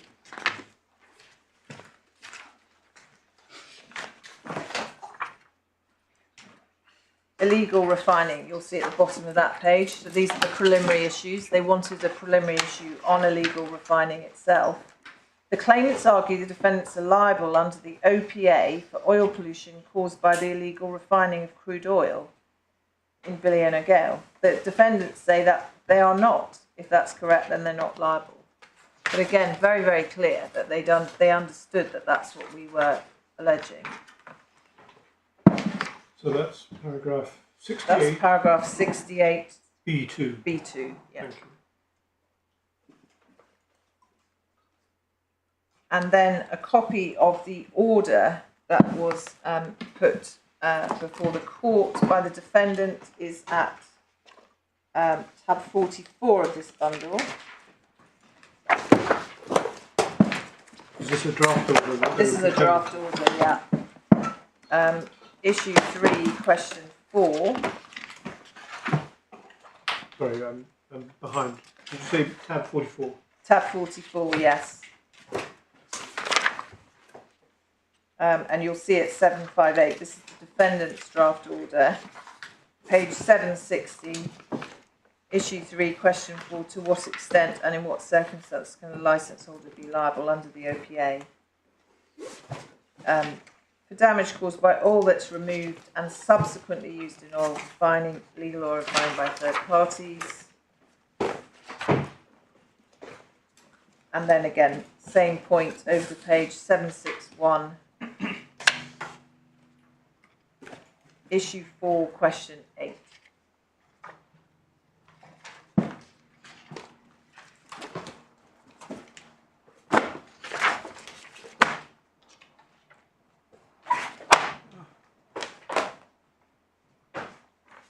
So again, we say very clear that the defendants were positively asserting these were part of the claims and that they wanted certain preliminary issues on them. Is that the form in which the order for preliminary issues was made? No.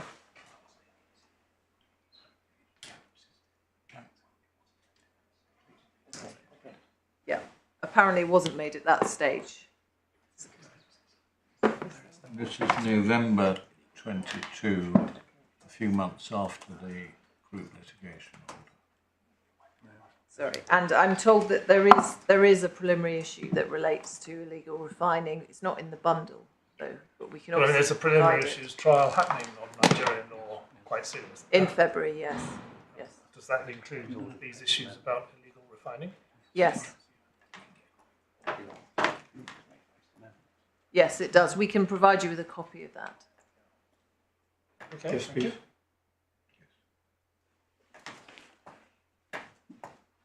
Right, now, is this So a that, convenient moment yes, to break off? Indeed. Now- I would just finish by saying that obviously in light of that, we do support what the judge says. It will take 2 minutes to look at this so Yes, we can move all right, on let's do it. this afternoon.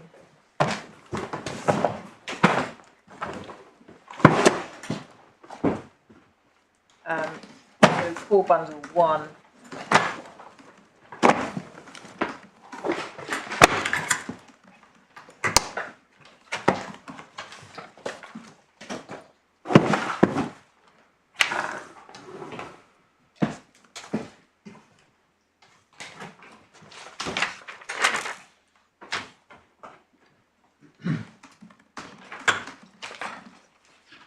And she deals with this at 117.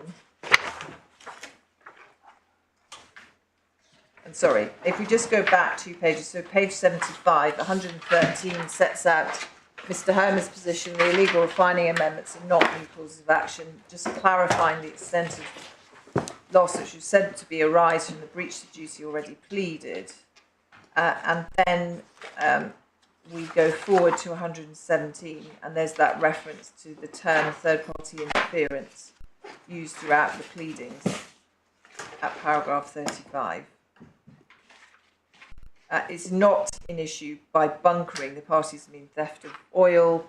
Ms. Fatima is right that the paragraphs don't explicitly refer, but the existing articulation of the duty to protect against assets of TPI and breach of that duty, the addition of a claim for losses arising from the use made by third parties of oil stolen from the pipeline is not a new cause of action. And so that's point one. And then at the bottom, she sets out how, because illegal refining is a cornerstone of the defences, that the amendments would not require Shell to investigate additional facts. And we say that reasoning is sound, and there's no reason for you to interfere with it. 2 reasons: not a new claim. Secondly, even if it was, it arises out of the same or substantially the same facts already in issue. So we say you should also dismiss the illegal refining appeal. The judge was perfectly right for the reasons that she gave. You don't quarrel with 119. Well, it wasn't included for whatever reason in our notice of appeal. I don't think we particularly agree with it, but we didn't put it in the notice of appeal, so we have to accept that. Right. What, if any, further ground do you have to travel on the first appeal? I believe I'm concluded on that, so it would then be Mr. Willen Yes. to... Well, you have... Oh, sorry. I've just been told. MasterCard, I will take 5 minutes on MasterCard just to explain the position on that. But it will literally be 5 minutes. All right. Good. We'll hold you to that. Yeah. I was just about to note Sorry. that I think you've taken exactly the same amount of time that Mr. Williams did. That is 3 3/4 hours in total. So, right, 5 minutes on MasterCard, and then Mr. Williams to reply on appeal number 1. Hopefully for less than an hour, since we're overrunning, but just... My Lord, it will certainly be less than that. I think we'll make sure it all works. Good. Yes, I think because, well, we'll talk to each other. Yeah. Good. Yeah, 2 o'clock. What was